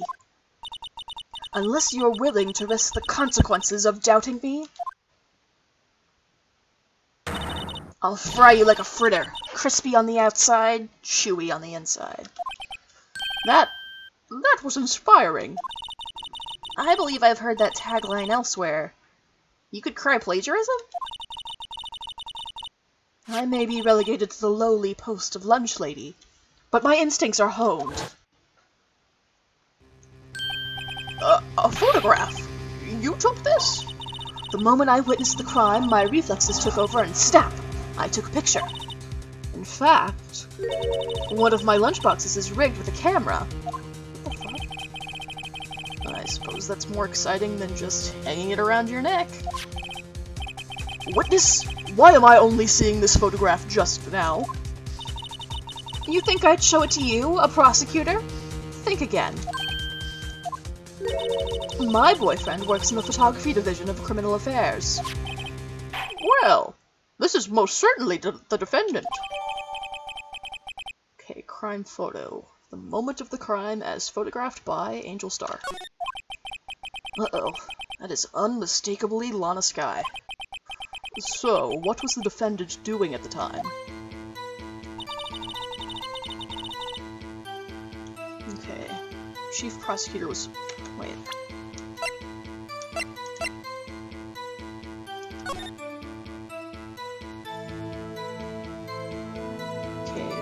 She's a jacket with blood on it. I guess that's blood. Nothing in her hands, looking in the trunk. Now you say she's holding a knife, and that directly contradicts the evidence you just gave me. Angel, you're gonna have to do better than that. And you witnessed this? You saw Miss Skye stab the victim with the knife. As I've already said, yes. I swear it on my finest salmon swirl lunchbox. I'm sure that is a fine lunch. But Isn't that odd? look at this photograph. This is the photograph you took the very moment of the crime, is it not? Then why is Miss Sky not holding a knife? Ahem. Mr. Edgeworth, your thoughts? Objection. That had to be the weakest objection ever, Edgeworth. Yet it was still stronger than your ever-feeble mind, Mr. Wright. What do you mean, Mr. Edgeworth? This photograph was not taken the moment before the stabbing. This was taken the moment after the stabbing. And how can you tell that? Blood spatter. Splatter. Oops. Huh?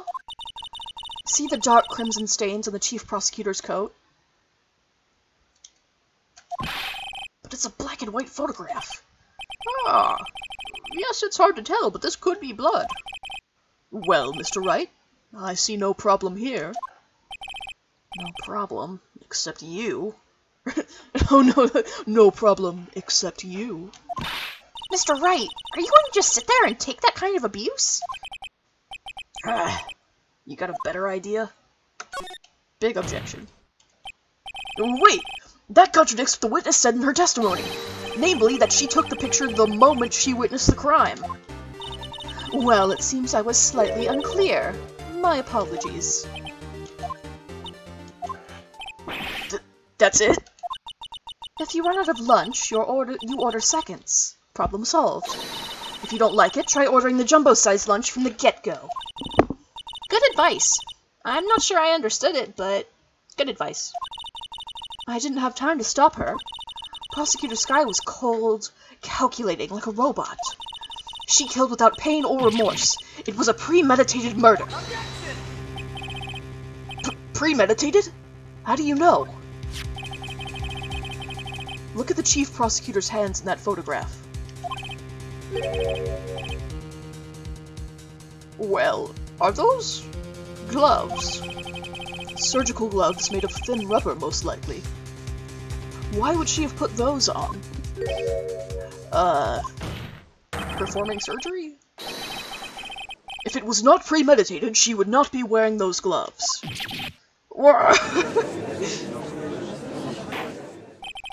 These gloves do seem to tell a tale of premeditation. Premeditated murder? A serious offense. Witness, add this to your testimony. The murder was planned. The rubber gloves prove it.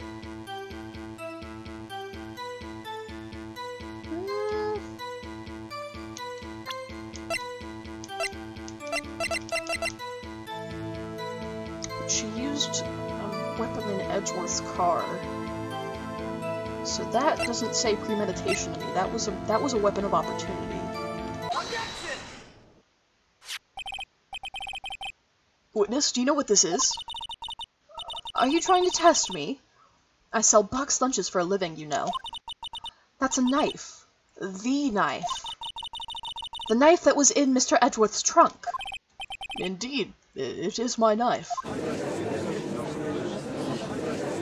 What's with this case? The bloody murder weapon, a red car, all belonging to the prosecutor there? Then Fredden is the chief prosecutor for the district, right? Mommy, are prosecutors bad people? The defense has a request. We ask the witness provide an accurate testimony. What's that, Rookie?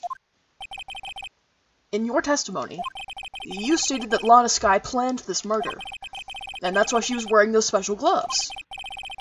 This seems like a natural conclusion to me. The gloves do indicate planning. However, why would she not also prepare the most important thing? The murder weapon. Oh. This knife just happened to be in the trunk of that car. Ladies and gentlemen, if you're going to plan a murder, you don't forget the weapon.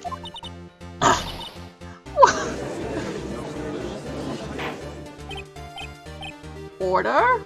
Order! Order! Great. Now the tide is turning in our favor. Great show, Mr. Wright. My sister's as good as free. Right. I believe the next lunch you'll be eating is humble pie. What?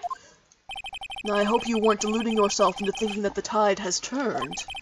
Not over such a trifling detail. But this shoots a hole in the whole premeditated theory. Bah. The prosecution could care less if it was premeditated or not. The only one who seems to care is that lunch lady over there. The defendant, Lana Skye, murdered a detective with a knife. That is the only thing the prosecution need prove. Nothing else. Very good, Mr. Prosecutor. I suppose you think you're clever now. But you know as well as I do that she planned on killing him. It was planned. If it wasn't, why would she have been wearing... I believe I'd like to hear your testimony again. Witness, please tell us only what you saw, not what you thought. How dare you! My powers of deduction are not to be underestimated. Really now.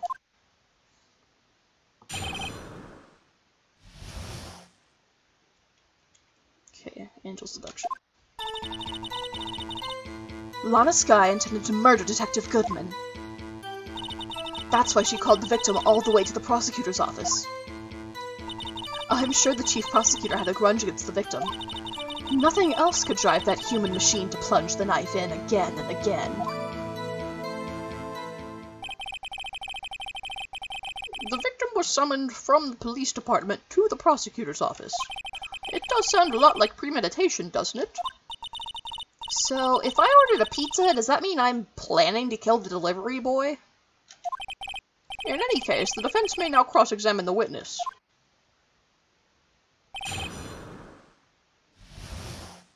Okay. She attended to... She called the prosecutor's office. I'm sure she had a grudge. Plunged the knife in again and again.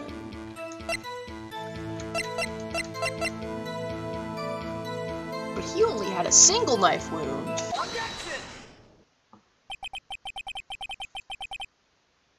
You say she stabbed him again and again, but you couldn't have witnessed that. Are you testing me? Then I'll test you. With my moss surprise. I'm afraid the moss is growing under our feet as we wait, Miss Starr. What do you mean? I shouldn't have to explain this, but take a look. The autopsy report states that death was due to a loss of blood from one stab wound. Aha! You're right! Good show, Mr. Edgeworth. What a hunk! He's my hero, really. What about my objection? No one noticed? Well, witness? You got the crime scene set, right? Oh, thanks. I always believed that no one could ever mistake ketchup for blood. But now I realize that such mistakes are possible.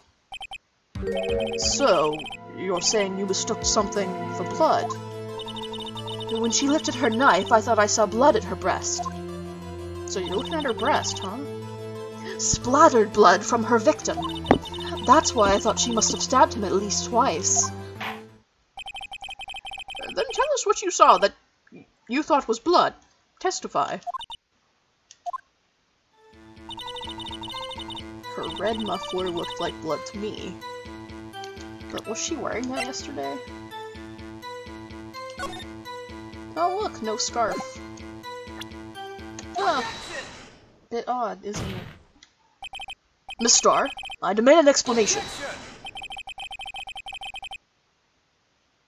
The witness is clearly not suited for detective work. What? The suspect was not wearing a scarf or muffler of any kind when she stabbed the victim. And you proved it yourself, with this photograph.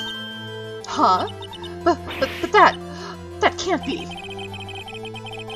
Only a professional lunch lady could be so utterly clueless. Congratulations. Perhaps you've finally found your true calling in life. Harsh words, but good. In the end, Mr. Edgeworth prevails. What was my objection, chopped liver? But But it was there! A scarf! No, not that, but something red. Really. Well now, where were we?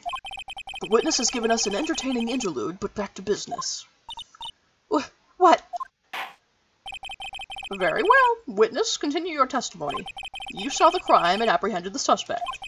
Tell us about that. Very well.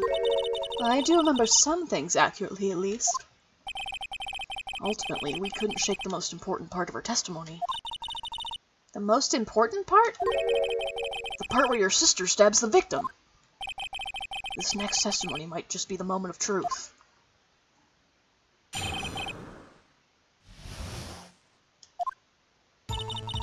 After the murder, the suspect attempted to run behind a partition off to her side. I quickly caught her, explained her rights to her, and arrested her on the spot. Ah, yes. When I arrested her, she mentioned the muffler. That's what had me confused in my earlier testimony. The chief prosecutor made to escape, but against Angel Star, resistance is futile. You are quite determined about this scarf, aren't you? I strike like a snake and bite like a cobra. That's me, Angel Star. That wasn't a very good metaphor. First of all, a cobra is a kind of snake. Don't bother me with details unless you want to get bitten. No thanks. Note to self, Mr. Wright is weak against poisonous snake bites. The chief prosecutor tried to resist, but her efforts were in vain. She knocked my hands aside and kicked over an oil drum. An oil drum? Hard to imagine. Oh, she's beautiful, but deadly. A predator, that one. A leopard woman. Rawr. Very well, Mr. Wright. Your cross-examination, if you will.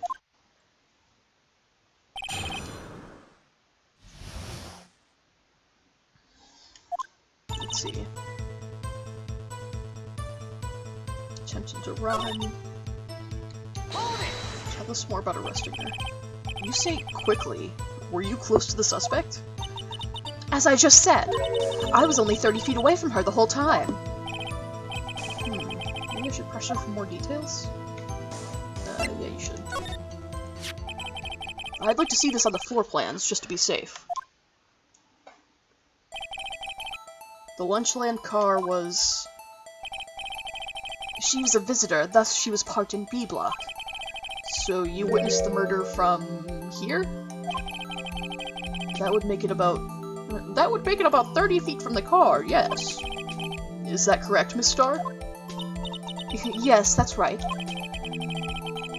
But there was a chain link fence in front of you. I went over it, of course.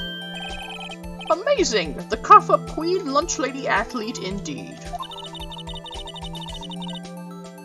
It would have taken her a little time to climb over the fence. I almost hurt Angela.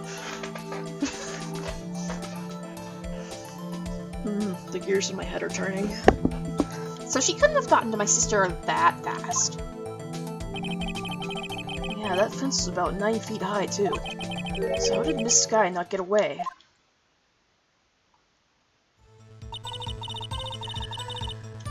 Yes, when I arrested her, she mentioned the muffler. She mentioned the muffler? What exactly did she say? If I remembered exactly, I would have told you in my testimony. Cheeky. Anyway, all I heard her say was the word muffler. Just that one word? So, what you heard wasn't the suspect talking to you, but to someone else? Yes, the chief prosecutor was talking on her phone. Her phone? She can't mean...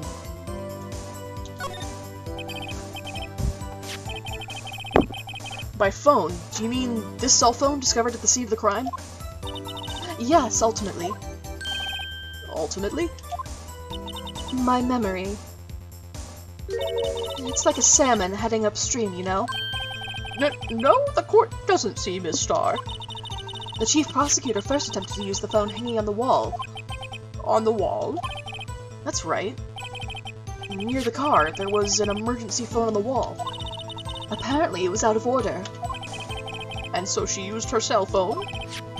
Indeed, the emergency phone was out of order that day. Good witnessing, witness. Good witnessing? Whatever happened to good testifying? Hey, thanks for the raid, Lies and Scandal. You should, of course, add this to your testimony. Things I do to please this rookie defense attorney.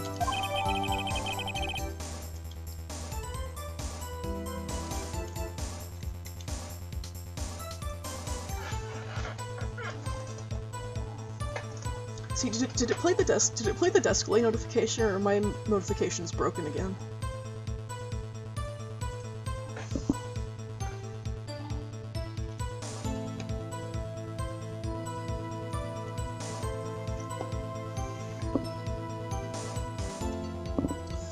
Let's see, okay, so update to Lana's cell phone record. Floyd muffler was overheard during a call made to Emma at 5:15.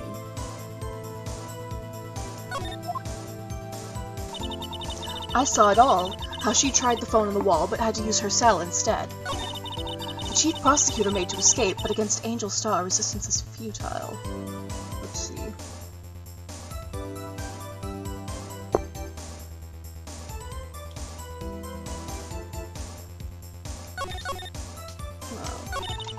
She tried to use her cell phone instead.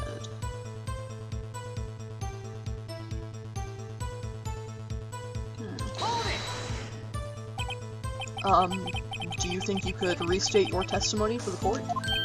Aha! I was going to ask the same thing. I'll only say this one time, so listen close, rookies.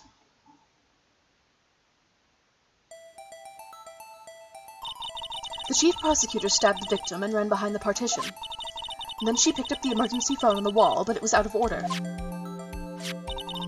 So she pulled her own cell phone out of her pocket. But wait, how did you cross the divider here, Angel? Like the chain divider. That doesn't track, lady. And during that time, you climbed over the chain link fence. She climbed it. Okay. Then, when I boldly grabbed her arm... Let's just appreciate this illustration for a moment.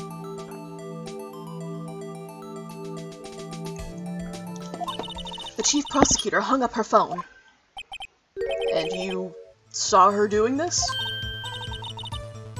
What is it, Mr. Wright?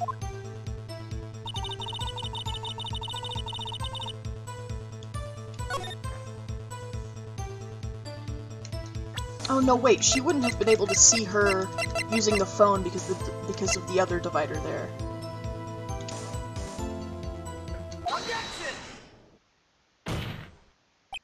Miss Starr, I have to conclude that you have a personal grudge against Ms. Lana Skye. The witness is a former detective. Her testimony is unmarred by personal bias. Well, who would have thought you would be my knight in shining armor, prosecutor? You who, together with the chief prosecutor, kicked me out 2 years ago. Well, Miss Starr, this is a fatal contradiction with your testimony. How do you explain this? I don't know what you're talking about. Mess with me, and I'll make you cough it all up. Let's look at the floor plans. You said you witnessed the crime from this point. However, if that's true, you couldn't possibly have seen Miss Skye making that phone call. I believe you see what I'm getting at. That emergency phone was on the backside of this partition. If indeed you were in B block, you couldn't have seen it. What? What? What is the meaning of this? It's simple, Your Honor. She's not coughing up lunch. She's coughing up lies. Grr.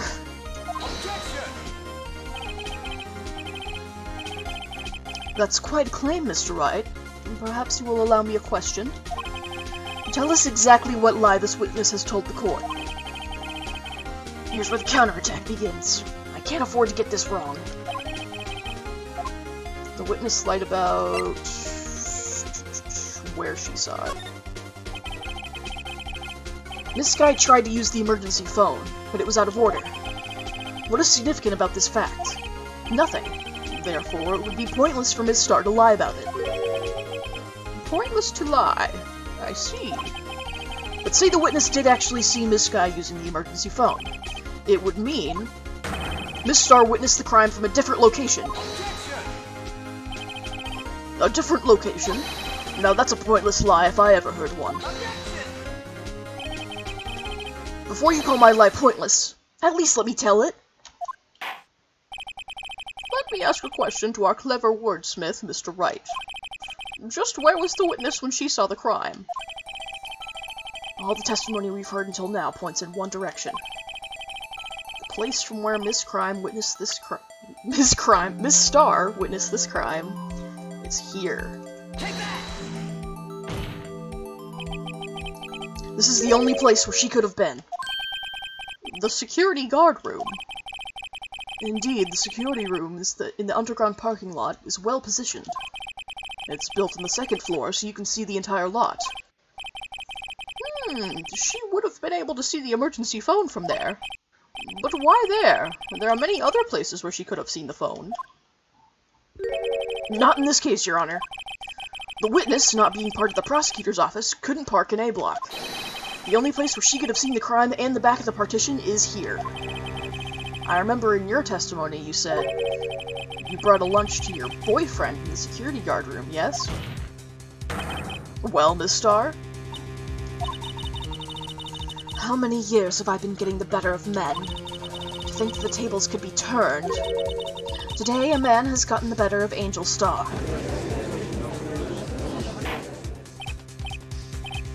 Witness, what have you done? You used to be a detective. You should know better. I'm not turning back. The guilty will be punished, and I'll do what I must to make sure justice prevails. The guilty? Is she talking about Miss Sky? Mr. Wright?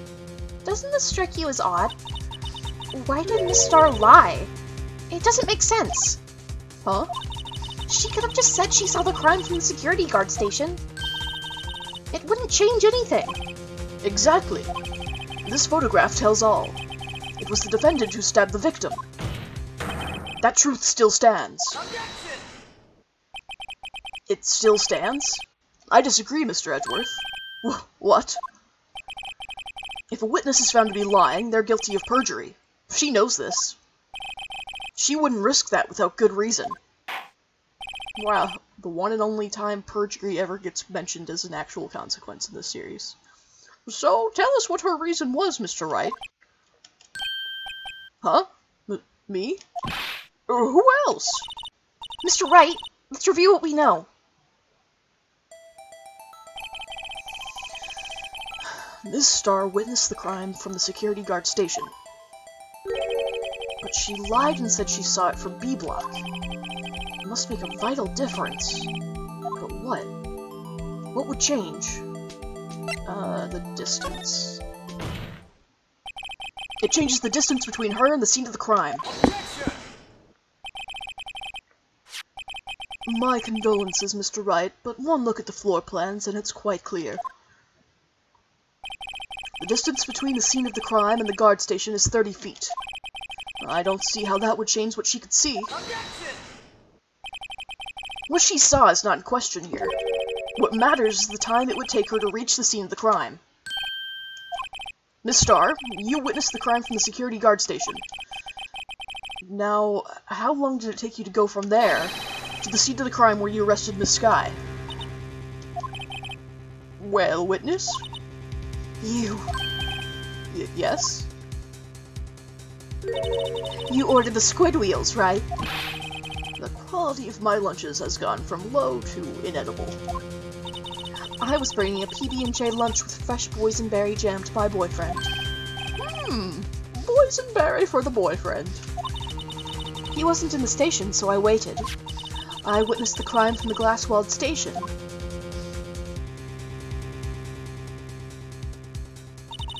And before I knew what I was doing, I found myself running towards the scene. But the door was locked. I couldn't open it.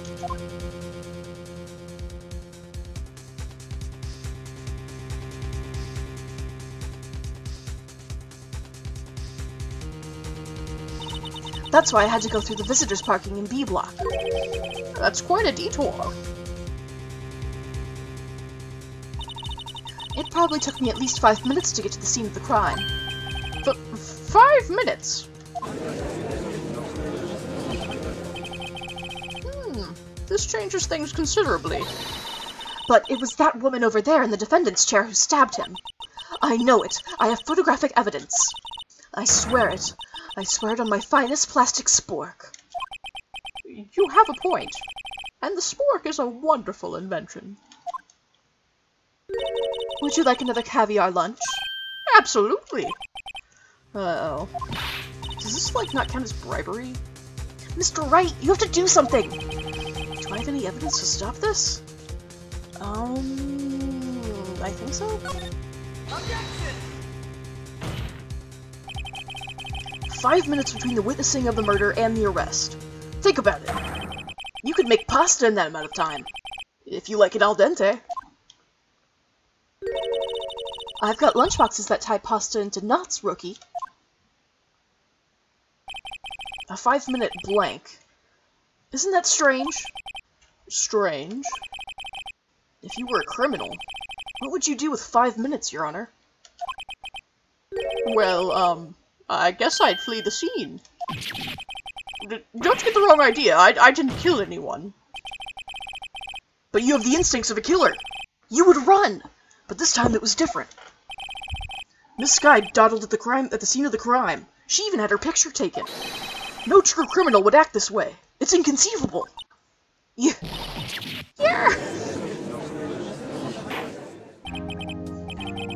Well then, it seems we've come to the end of this testimony.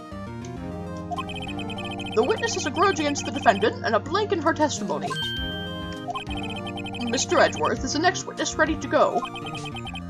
Unfortunately, I appear to have overestimated this witness on account of her professional history. We did it! We screwed that can shut, Mr. Wright. That was too close. I'm afraid that the cough-up queen has been dethroned. And with that, court is adjourned. Are you shitting me? Lady, I'm so hungry. I want to finish this up and go eat dinner. Mr. Edgeworth, you ordered the squid wheels, right?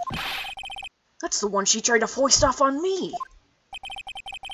I prefer not to take the defense team's leftovers. Anything else to say? I might be able to save you. I have decisive evidence. Well, what was that? Is this another one of her trick lunchboxes? My apologies, but we have no further questions to ask of you, Miss Starr. Ah. Is this your jumbo lunchbox? Woohoo! A triple-decker! God, shut up! Out of deference to the witness's determination, I will allow one more testimony. Let's hear about this decisive evidence. Like the Lunchland motto says, you won't be disappointed. What's she going to pull out for lunchbox this time?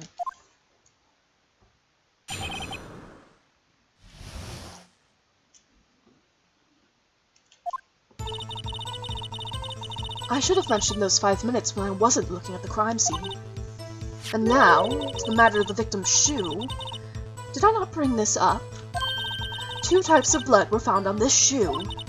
One was, of course, the victim's, and the other blood type matched that of the defendant, Ms. Lana Skye. This shoe proves it. It's flawless, decisive evidence. What? There was blood found on that shoe?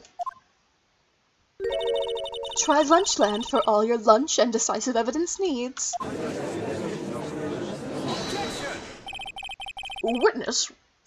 Witness, what's the meaning of this? Why is this the first time I've heard of this evidence? It's simple, as I've already said. I don't trust you with evidence, Mr. Edgeworth. That's why I took the liberty of investigating this myself. And you had blood tests performed? Didn't I mention? I have 3 boyfriends in forensics. In any case, Your Honor, I can't accept this as evidence. What? You must know the 2 rules of evidence law. Rule number 1, no evidence shall be shown without the approval of the police department. In other words, this shoe is illegal evidence, at least for the time being. Is that right, Mr. Wright? It seems so. Edgeworth sure is celebrating. Not so fast, Mr. Edgeworth. Don't forget, I used to be a detective. As I mentioned previously, and this shoe has already been tested by a member of the forensics department. As you can see, it was approved by the police department as of today. Even the general public can produce official evidence, Mr. Edgeworth. Is that right, Mr. Wright? It seems so. Edgeworth is looking pretty sullen. You can at least study some evidence law, really! The prosecution's complaints notwithstanding, it appears that this evidence satisfies the first rule of evidence law. However, it seems you have yet another count against you, witness. Anything to ensure that the guilty are properly judged. Alright, white enamel shoe bears traces of blood from Goodman and Lanisky. Very well, Mr. Wright. You may cross-examine the witness.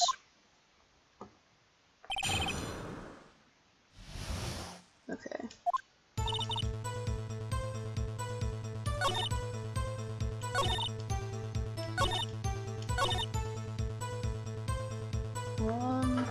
Hold it! I can't let this evidence go through without a fight. You ordered the peppered fish guts, right? Some like it hot, Mr. Wright. Some, like your client. She's in enough hot water to make a whole vat of soup. Mr. Wright, do you or don't you have a problem with this shoe? A problem? This is critical. Is there a problem with the victim's shoe? Yeah, there is. If I'm not imagining things, I'd say there's one critical problem with this evidence. A clear contradiction. That gleam in your eyes. You're still young, rookie. I'd give you a peppered fish gut now. But you couldn't take the heat, could you? Let's hear what Mr. Wright has to say. What is contradictory about the victim's shoe? Show us the problem with this evidence.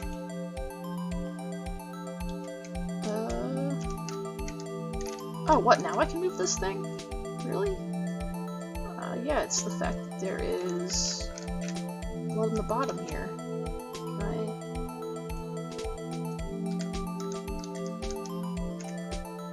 Take that! I wonder if you noticed. There's blood on the bottom of the shoe. Don't mess with me, rookie. Or it'll be your blood on the bottom of my shoe. Indeed, there is quite a bit of blood on the bottom of the shoe. It makes sense. The victim was stabbed with a knife. What could possibly be contradictory about blood on the bottom of his shoe?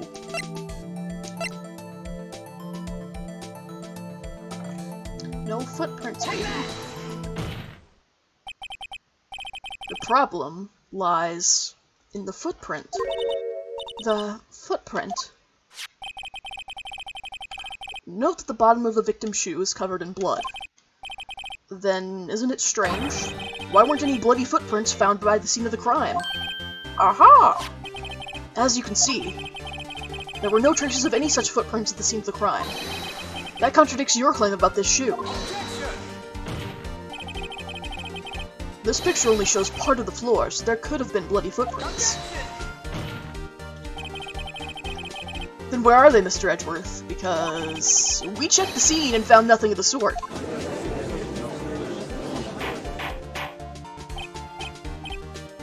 Well, witness? What? Huh? Great going, Mr. Wright, but it's true that the lack of a footprint is a contradiction, but then we have to ask why there wasn't a footprint. Oh. That's true, there has to be a reason why there wasn't a footprint. Think, Mr. Wright, think! Hey, I don't know why it's not there. I'm just good at finding contradictions. What?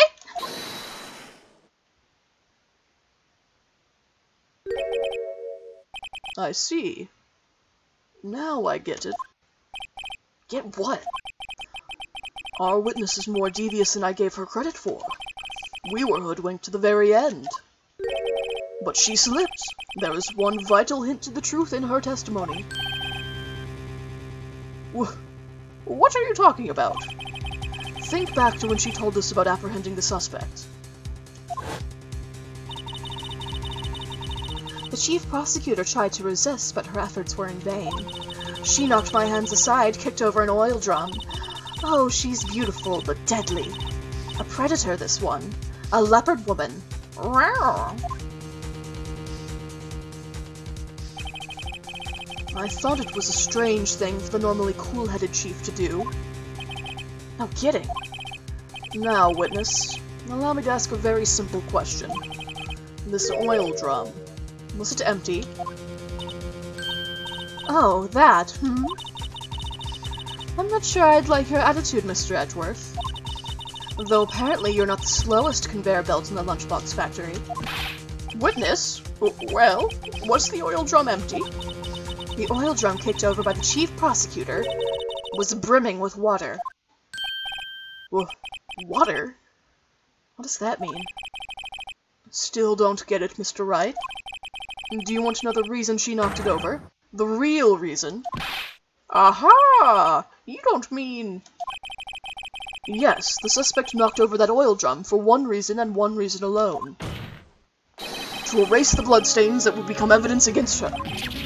Ah! That ties things up quite nicely. The bloodstains left on the victim's shoes tie her quite clearly to this murder. Then after the deed was done, she knocked over the oil drum to erase the telltale signs. Why, that's a prosecutor's specialty. Erasing evidence. That reminds me. This guy's right hand was hurt. Didn't she say she cut herself when she stabbed him?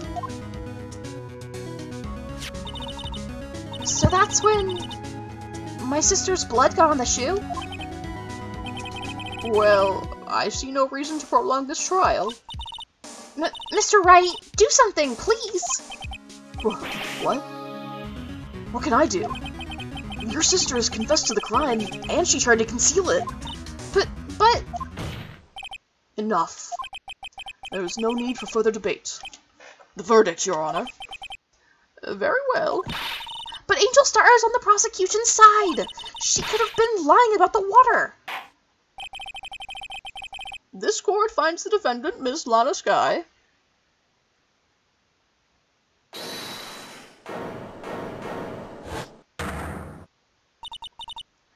Little girl, what did you just say? Huh? Me? Did you say that I, Angel Star, was on the prosecution's side? Well, yeah, you are. You're saying my sister hid evidence by erasing the bloody footprints. Well, I thought you'd had your fill, but here you are demanding a second helping. Another lunchbox. A lunchbox called evidence. Wait.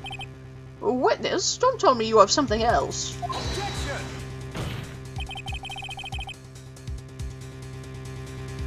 The time for deliberations is past.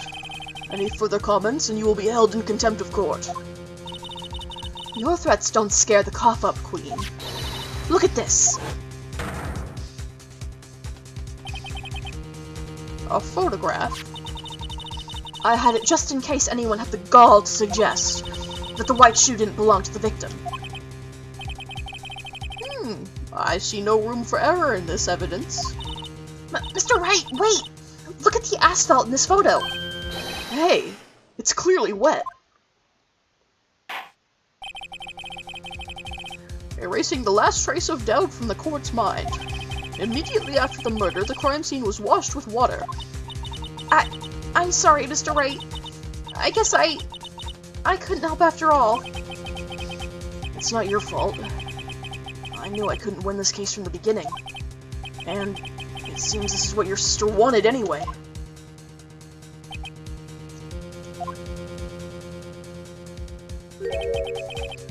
I'm sorry, Mia. Right? What or not? Don't be so quick to throw in the towel. Get yourself up off the asphalt. Take another good look. Don't give up. Not until the bitter end. This is the last piece of evidence. Very well, this time I'd like to declare a verdict for good. Objection! Your Honor, wait! What is it with you people? Can't I hand down my verdicts in peace anymore? Whatever it is, can it wait? No, it can't. Then it will be too late. Look at this photograph, the last one submitted. This trial isn't over until we give each piece of evidence proper consideration. So, right. Are you saying there's a problem with this latest piece of evidence? Yeah. I'll think later. Yeah, there's a problem. Right or wrong, I've got to go ahead with this. I suppose we have come this far. We should give every claim a fair shake. Very well, Mr. Wright. Show the court the problem in this photograph. Okay, she was talking about a muffler earlier, right? She could easily be talking about a car muffler.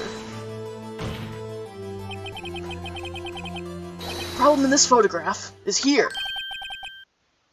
Honestly, I swear to God, my stomach's been growling so loud, I'm almost positive my mic can pick it up. Oh, what's this? There's something poking out of the car's muffler. But wait just a moment, Mr. Edgeworth. Your Honor, you just said muffler.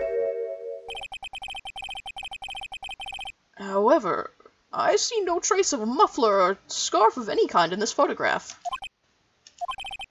A muffler is also a part on a car or motorcycle, Your Honor. Just think of it as part of the exhaust system. A pipe. I see, and I see. What's that suspicious-looking cloth sticking out of the car's muffler? So what if there's something sticking out of the muffler? Well, what does that have to do with this case? Nothing. Absolutely nothing. Objection! Sorry, Miss Starr, but it's not going to be that easy. In fact, you've already told us why this is important to the case. You said as much in your testimony. What? Let's see what Mr. Wright has on his mind. Tell us why you think this piece of cloth in the muffler is related to this case. Because of the cell phone conversation. Take that! Miss Starr, recall your testimony for the court. Ah, yes. When I arrested her, she mentioned the muffler. That's what had me confused in my earlier testimony. Muffler! Ugh. Ugh. Could it be that the muffler you heard mentioned was actually this exhaust pipe? If so, that means this piece of cloth is vital evidence. Oh!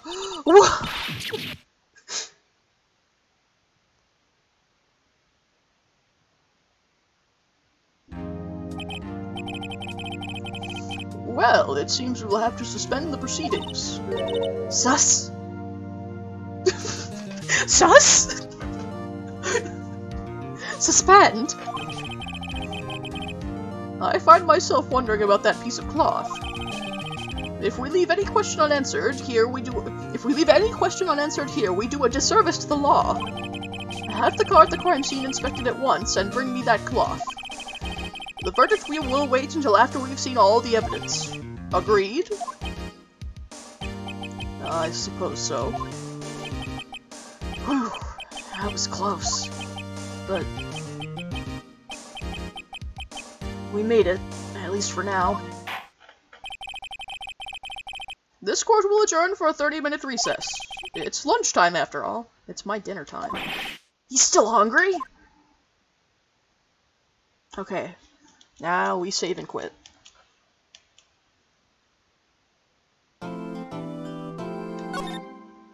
I need to go eat.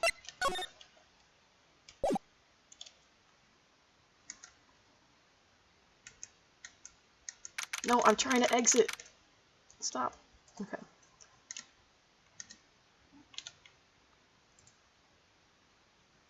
Alright. Thanks everybody for coming by. As you can can see already, this is a very long case.